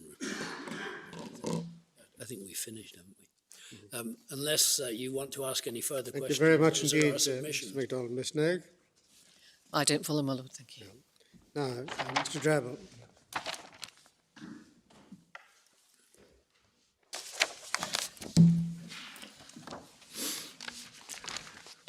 My Lords, the perspective I want to advance, hopefully shortly, is that which is set out in our printed case, which is not a long document. But the essential perspective... All the better for that, Mr. Drabble. Well, sometimes. We'll see whether Most of the time. we'll see whether it's correct in this particular case and as we go to it. But in any event, the perspective is that the issue in front of the court is obviously one of statutory construction, but it's one of statutory construction that falls within a fairly short compass. We have sections 117A to D. It's fairly obvious how they're supposed to operate, and there's been some discussion about that already. And it's possible to work through them in order to see how they are put together shortly and in a fairly systematic way. And the upshot is that we submit, in common with Mr. MacDonald, that if one of the exceptions in 117C5 is satisfied, then that is the end of the inquiry. The whole point of this part of the statutory code is to provide consistency in decision-making, and so that for the categories of offenders who have been sentenced to less than 4 years, or 4 years or less, I always forget which, if their circumstances or the circumstances of a qualifying person, qualifying child in our case, fall within the exception, then Parliament has said in terms that it is not proportionate to remove. I know I'm stating that positively and the statute says it negatively. We'll come to that in a moment. But the statute is drafted on the assumption that the public interest question, which is defined by 117A2, i.e. whether removal is justified, the interference constituted by removal is justified, the answer to that, if the exception is satisfied, is answered in favour of the immigrant. And the whole point is to have an exercise which doesn't revolve around going back into the proportionality exercise that would otherwise be necessary if you don't fall into the... I mean, this is the whole sequence of events. Is Parliament trying to, or the government trying to get away from a broad discretion Yes. left to the tribunal and the decision maker Yes. to a rather more prescriptive set Yes. of criteria laid down by Parliament and therefore Laid down by Parliament. If having you, sorry, democratic input. I mean, that's a sort of scheme. that's the perspective. I mean, in a sense, that's my submission. I'll sit down again, but I won't. But I mean, that is the perspective. And as Lord Justice Elias pointed out in the judgment on which we all, on this side of the fence, as it were, rely, if the consequence is that there's going to be some individuals who are treated better than they might be under a freestanding proportionality exercise, so be it. That's the way the code is designed to operate. There won't be many, but that's the way it's designed to go. And so that when one comes to the end of the debate, the question of what is meant by unduly harsh, one is looking for an easily applied litmus test.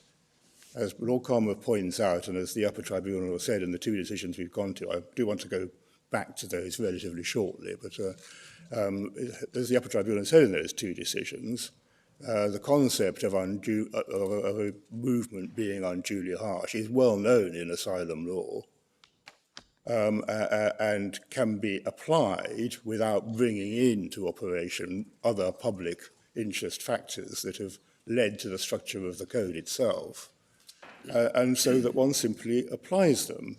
And it would, I repeat the thought that's already been canvassed this morning, it would be fairly extraordinary if Parliament, the draftsman, had chosen to use a phrase which resonates so clearly in immigration law, such as undue harshness, but meant actually some other exercise, placing the emphasis on the adverb undue, so as to bring in public interest factors that have already gone into the structure of the code itself.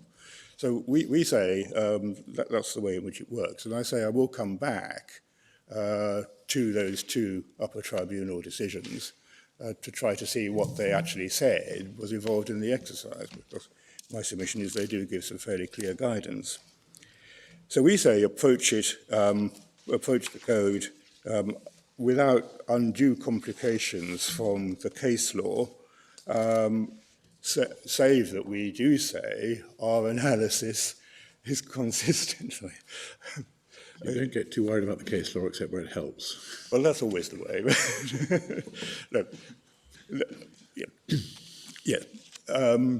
I do mean you don't get too worried by the case law, because we're dealing with a new provision that just falls to be construed on straightforward principles. Yeah. And one can do it. There are two aspects of the case law which are part of the background to the genesis of the statutory provisions. I don't mean in timing, but part of the thinking that was clearly going through. That's the two-stage analysis that Lord Reid describes in Hesham Ali. We've been to, I think it's paragraph 38 of Hesham Ali already. I'll go back to that without reading it, but just to get it in context. And the two-stage analysis which the Court of Appeal set out in MF Nigeria. And in both of those, the thought is that if, under what were then the immigration rules, you pick up what looks like an exception, and that is satisfied, then that is the end of the analysis. You qualify under the rules. Parliament has obviously intended the rules to work, but insofar as they aren't a perfect match with what Article 8 would produce, so be it. You're entitled, you, the immigrant, are entitled to the benefit of the rule. If you don't fit within the rule, then you look for very compelling circumstances, or whatever adjectives one wants to use it, that justify a departure from the rule. And that's the state of the case law as it stood before the relevant statutory provisions came into force. And so the other comment on the case law is to make the submission that Lord Justice Elias's analysis was correct in, I think, MM Pakistan. And I'll spend just a little time on that. and that the analysis of law justice laws in Uganda, and indeed Lady Justice Hardin in my own case, is to the opposite effect, is wrong and should not be followed.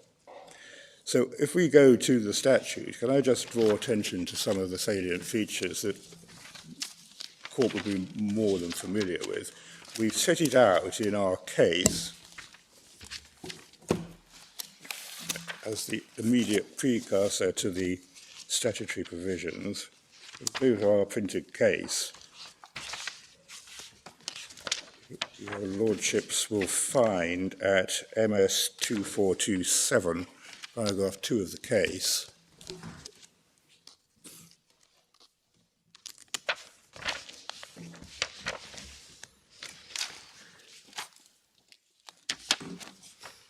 the whole of 117 set out. And just to highlight some aspects it's important not to lose sight of, 117A is concerned and concerned only with the question of whether a decision made under the Immigration Act breaches Article 8. So there's a contrast between some of the earlier versions of the rules where the scheme worked by taking a decision which contravened the European Convention on Human Rights outside the rules altogether. Here, where the statute is dealing with Article 8 in order to give the consistency and so on in the way that we've seen from the policy pronouncements in Agayaku that Mr. MacDonald took you to.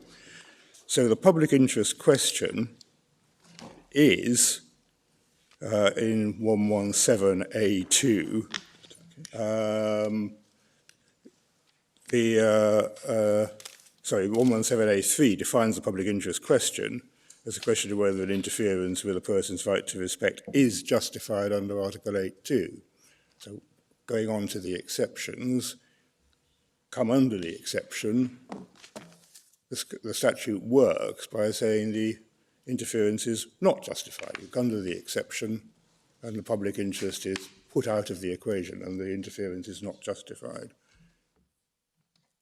The 117A2 obviously it introduces effectively 117B, with which I'm not directly concerned, and 117C, with which I am directly concerned.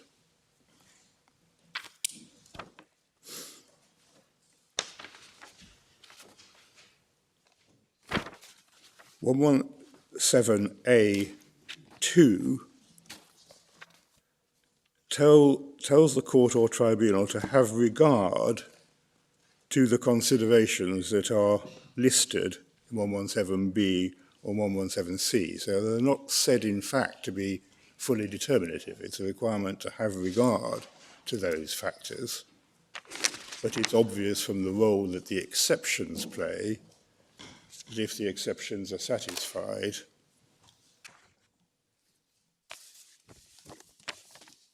the public interest in favour of deportation falls away. It must have regard. It must have regard. Yes, it's the familiar juxtaposition of must have regard. So you must think about it. That formula often means just simply you must think about it. But in any event, there it is. It is the public interest question. The question is whether the deportation is justified, the interference is justified, and in determining that, you must have regard in the 117C cases to the factors that are listed. Well, you can't disregard them, and if you can't disregard them, it's a very close step to say you must give effect to them. Yes. I don't have a particular interest in disputing that. Yeah. But they use the words in particular, so one supposes it's still non-exclusive. Yes. And that is obviously true if you come to decisions outside the exceptions. If you don't meet the exception, then the public interest in deportation is still in play, That's the structure of the statute. The public interest question is not defined by consideration of the exceptions. It embraces a wider ambit. Yes, it is, but the public interest question is nonetheless, is the interference justified? That is the question defined by 117A3. And the answer to that will normally be that there's a public interest in deportation, C117C1, 2, C1 and 2, and indeed 3, subject to what the Court of Appeal said in AA about the position in relation to people who don't meet the exception but have been sentenced to less than 4 years. But then the combination of 3 and 4 is that the public interest requires deportation unless the exception is satisfied, subject to the NA gloss, as it were, which I don't want to make submissions about. So that if the exception is satisfied, one would expect the position to be that the deportation was not justified. The public interest did not require deportation. The public interest question in 117A3 must be answered in that way. And that fits entirely with the analysis of Lord Reid in Hesham Ali and the analysis of the Court of Appeal in MF Nigeria. I'll come back to that in a minute, on the previous law. And then we've looked at the terms of 117C5 already, and I'll come back to what is meant by an unduly harsh impact on the qualifying child in a moment. If you look at 117C6, dealing with someone who's been sentenced to more than 4 years, and the public interest will require deportation unless there are very compelling circumstances over and above those described in exceptions 1 and 2. And Lord Reid asked in argument earlier this morning about how 117C2 was being given effect to if you adopt our construction, that it's enough to satisfy the exception.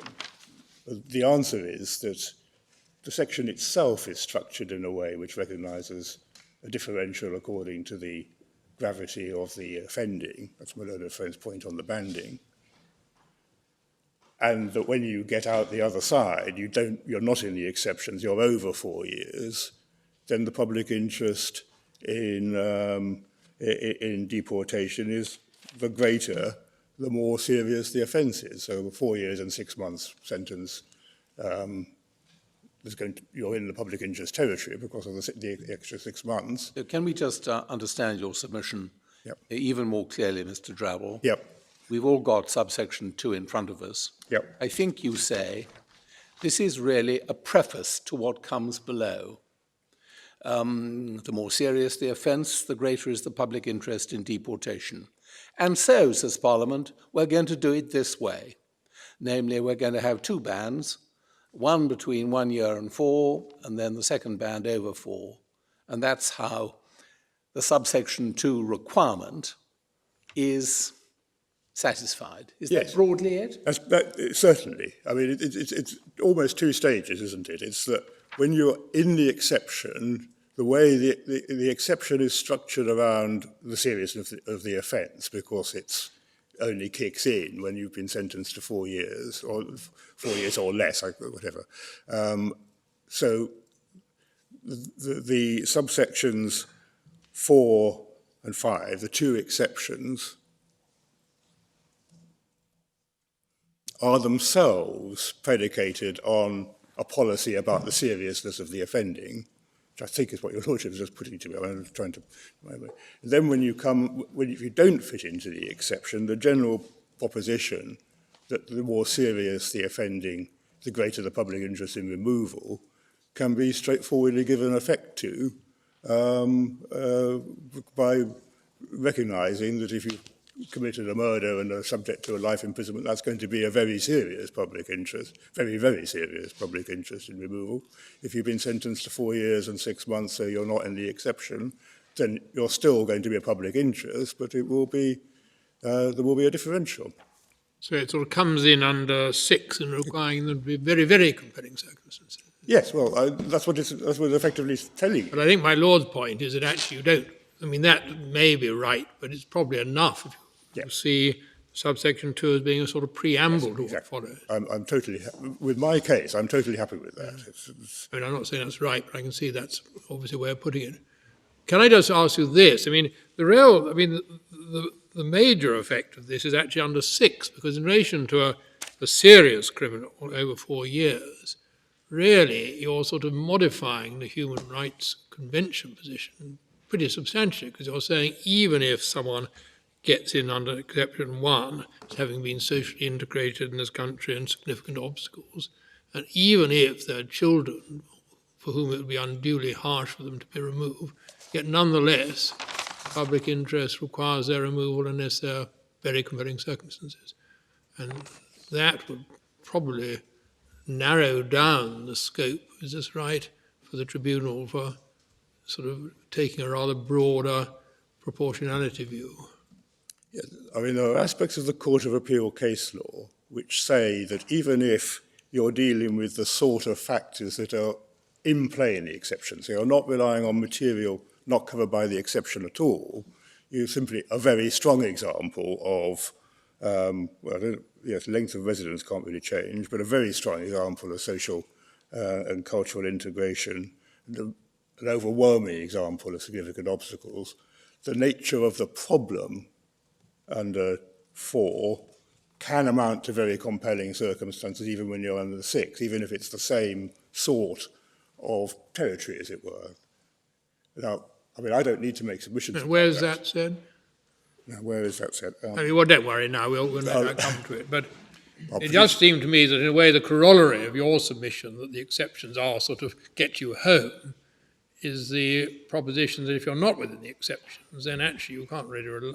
You've got to have very compelling circumstances over and above those, which means you may have a case where the effect is pretty harsh, but nonetheless the public interest requires your removal. Mr. Drabble, we haven't really looked at the integration exception, exception 1, which is enshrined in subsection 4. Are you able to say that looking at that exception, there's no room for the insinuation of public interest considerations? Yes, I mean, that's part of that's part of my case, that if you actually look at the nature of the exceptions, the idea that the decision maker is required to go away and revisit the proportionality public interest issue, having decided, having gone through the list, as it were, within 4A, B and C, that, well, I think the way I've been thinking about it to myself is that that's just a very unlikely exercise for the statute to require of the decision maker. It's quite difficult to see what he's supposed to do in a subsection 4 case on my learned friend's submissions. It's quite a difficult mental state to actually think of a decision maker thinking, well, I'm quite satisfied that each limb of 4 is satisfied, but I'm going to look at the facts of this under 4-year sentence, of the offence that's led to this under 4-year sentence, and revisit the public interest. It doesn't feel a likely exercise that the statute is wanting you to embark on. Very well, thank you.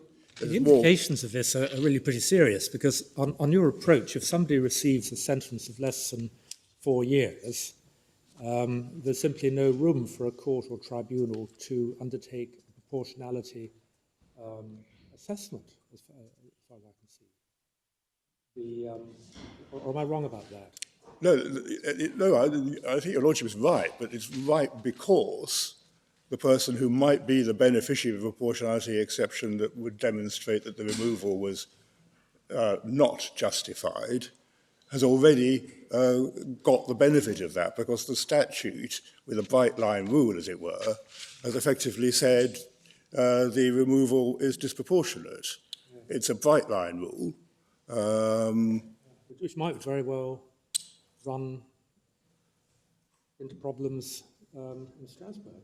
But it's not, it would do if it was the other way around. I mean, if it was, and that's what Lord Conver's point is, that when you get out of the exception and into the subsection 6 territory, it can potentially work the other way around, depending on the circumstance, on the approach the domestic courts would take to the concept of very compelling circumstances in the exception. Yes, Strasbourg is not going to be concerned if the Secretary of State's applied too generous a test. No, exactly. I see. So No, exactly. right. That's it. So you read the safety net of very compelling circumstances into the whole of 117C, and so really the Secretary of State, as it were, Parliament's might be regarded as having shot itself in the foot by enacting 4 and 5, because giving a much broader exception than would have existed. It might be required by pure Strasbourg case law. Yeah. But that's making an assumption about what Parliament's trying to do. Yes. Whether it shot itself in the foot or not. I mean, we're dealing with people who are going to be serving sentences in accordance with the ordinary law, and the only question is whether they have to be subject to deportation. And Parliament could well have said, well, someone who's been lawfully resident most of their life, who's culturally integrated, and for whom it would be very difficult to go anywhere else, there's no particular reason why they should have that added hardship to their ordinary sentence. Another way of looking at it might be that this is the price that Parliament has been prepared to pay in order to introduce a structure to the circumstances in which exceptions can be made. If the price that Parliament pays is that in certain circumstances the application of the exceptions will operate advantageously to individuals, well then, so be it. Exactly, and as I understand it, that was why Mr. MacDonald took you to paragraph 10 of Agiaku with its reference to the proportionality being found in the rules. Proportion requirements that reflect as a matter of policy, government and Parliament's view of how individual rights should be qualified, and this will mean that failure to, and so on. Yes, it's a tit for tat, as it were. The only word of caution is to ask your lordships not to see this drafting exercise as too novel. The old rules used to be and probably look at them.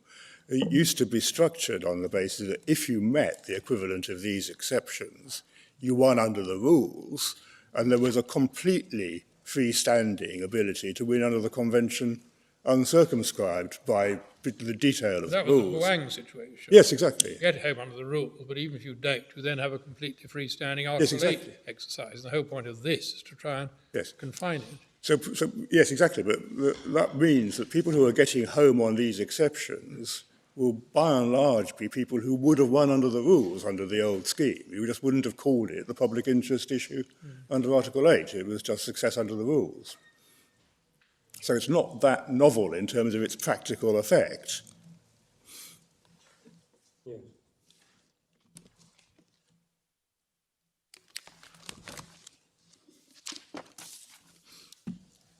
So those, I think, are the submissions on 117, not the submissions on 117C, but the main features of 117C. If you go over the page in our case to 117D, you obviously importantly have the definition of qualifying child in 117D1.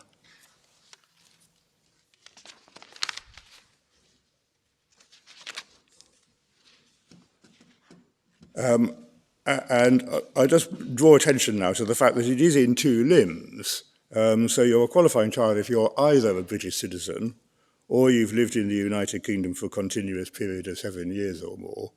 So when you're coming to the question of whether a particular effect is unduly harsh, the 117C5 question, the British citizen, who is the qualifying child because of his citizenship, will be losing or unable to operate a clutch of rights and social and cultural positions that stem from the fact that he's a British citizen.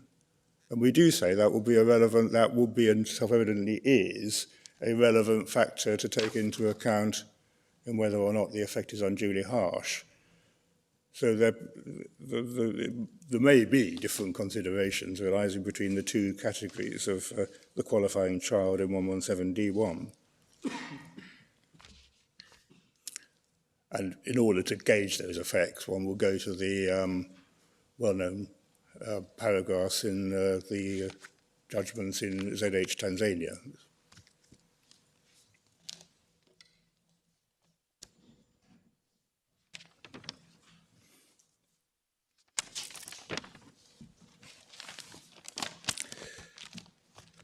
So we go back to our printed case.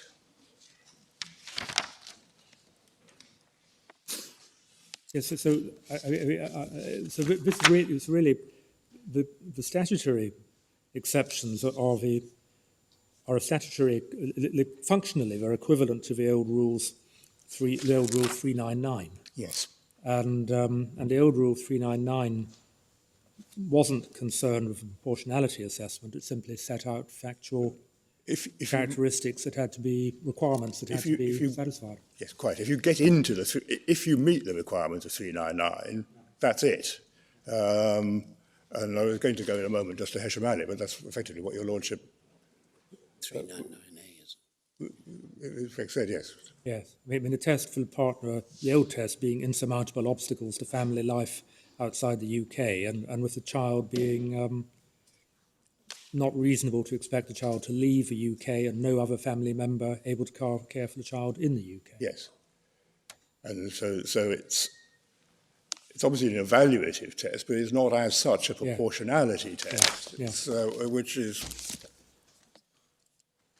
Sorry, Mr. Drabble, is Rule 399 a 2012 rule or a rule earlier than 2012? Good question. I think it was probably in both, actually.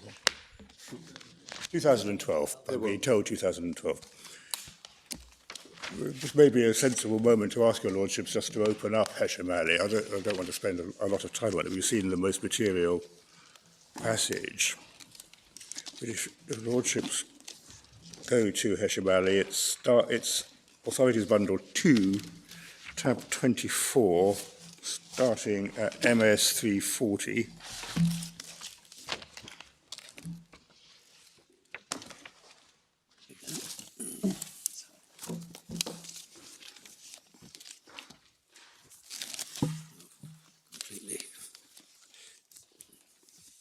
And if watchers will look first at paragraph 23,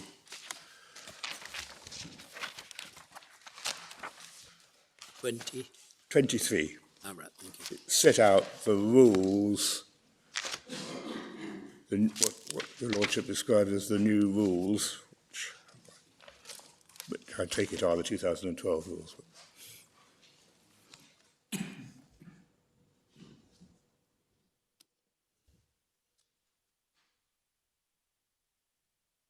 And then your lordships will see 397 says a deportation order will not be made if the person's removal pursuant to the order will be contrary to the UK's obligations under the Refugee Convention or the Convention on Human Rights. Where deportation would not be contrary to these obligations, it will only be in exceptional circumstances that the public interest in deportation is outweighed. So at this stage, convention arguments are outside this part of the rules anyway.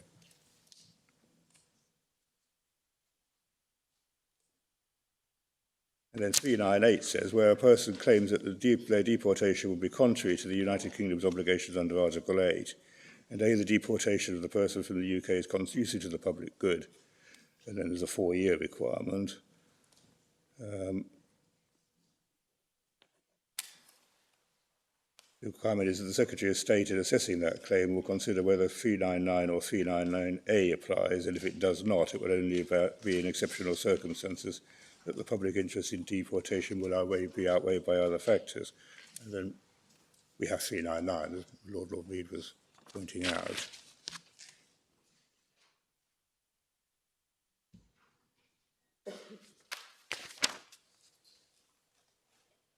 And there is quite a close parallel, isn't there? We have the same requirement in the current legislation for a genuine and subsisting parental relationship with a child under the age of 18, and the child has to be a British citizen or have lived in the UK for at least 7 years. Yes, And then we get the substance of the test in A and B.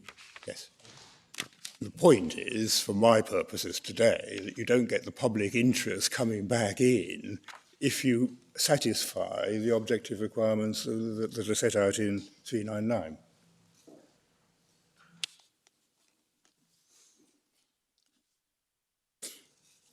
Similar point on 399A, large A.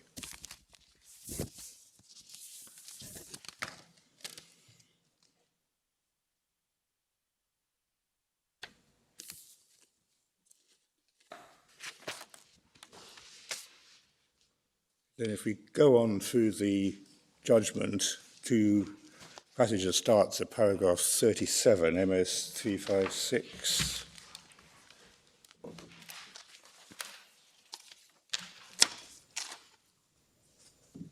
So I'm sorry, I'm lagging slightly, Mr. Drabble. Parliament in 2014, does it toughen up the exception 2?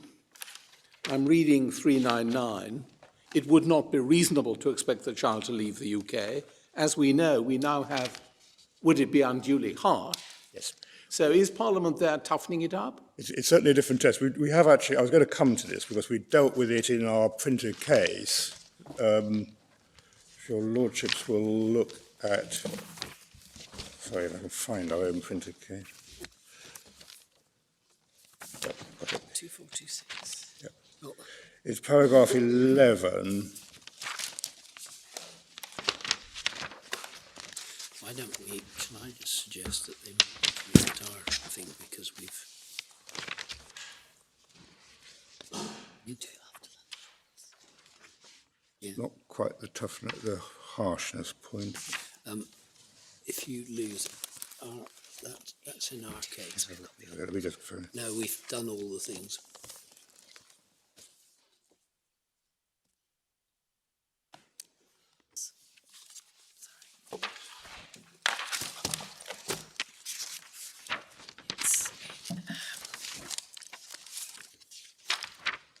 Yes, I thought we had within this passage a reference to the change to unduly harsh, but I haven't found it. And unduly harsh in the asylum context is used in conjunction with reasonableness, isn't it?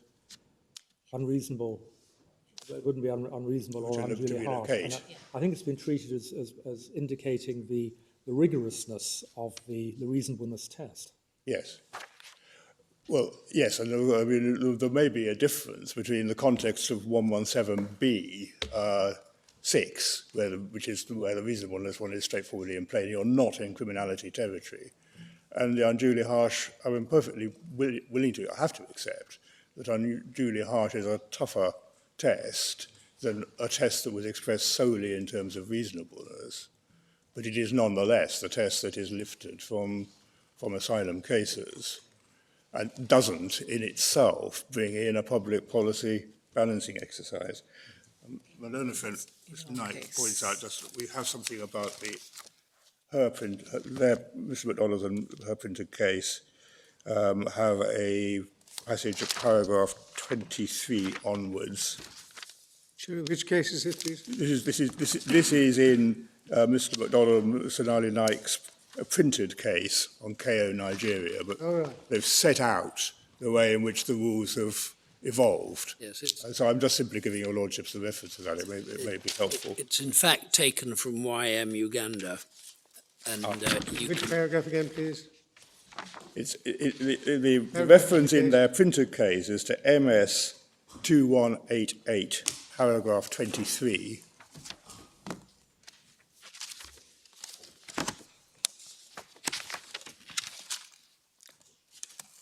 Yes. And that is taken from, it's called YM Uganda, which is at volume 4, the authorities bundles, tab 56. Do you mind going there briefly, please, Mr. Drabble? No, not at all. Right, volume 4.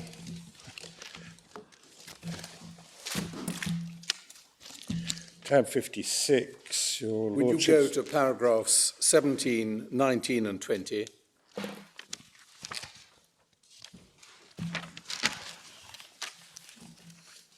Yes. Lord Justice Aikins, in this very helpful judgment charting the changes in all this, refers at 20 to a document about grounds of compatibility. Now, Mr. MacDonald has promised to get us that. Yes. So please don't trouble about that. But at 17 and 19, Lord Justice Aikins refers to two explanatory memoranda, one referable to the 2012 rules and one referable to the 2014 rules. Yes.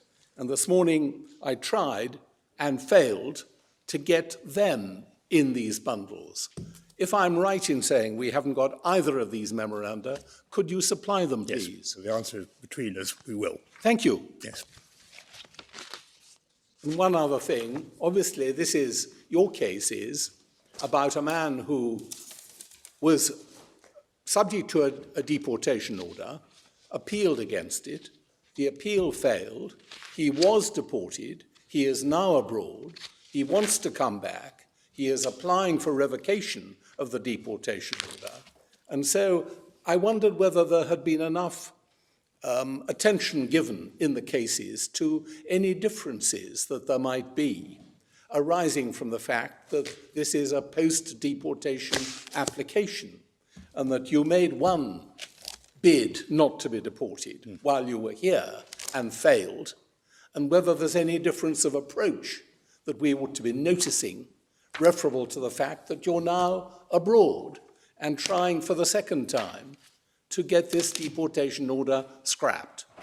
Yeah, all right. The answer I give to that is that in the Court of Appeal, it was common ground, and I submit correctly common ground, that the issue about revocation came down to the same issue in 117C5 about whether the failure to revoke would be unduly harsh.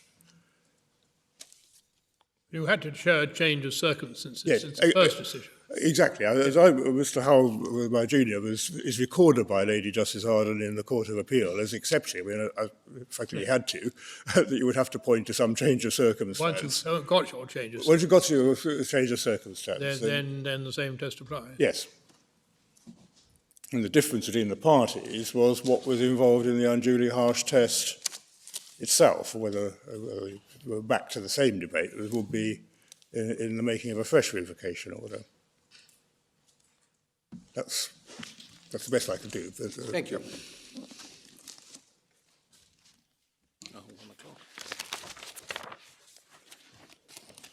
1 o'clock. Well, would this be a convenient time, Mr. Drabble? Yes, I'm being told all sorts of things. So of course, helpful. Yeah. Absorb that over lunchtime, and we'll look forward to hearing from you again. Yeah. 2 o'clock.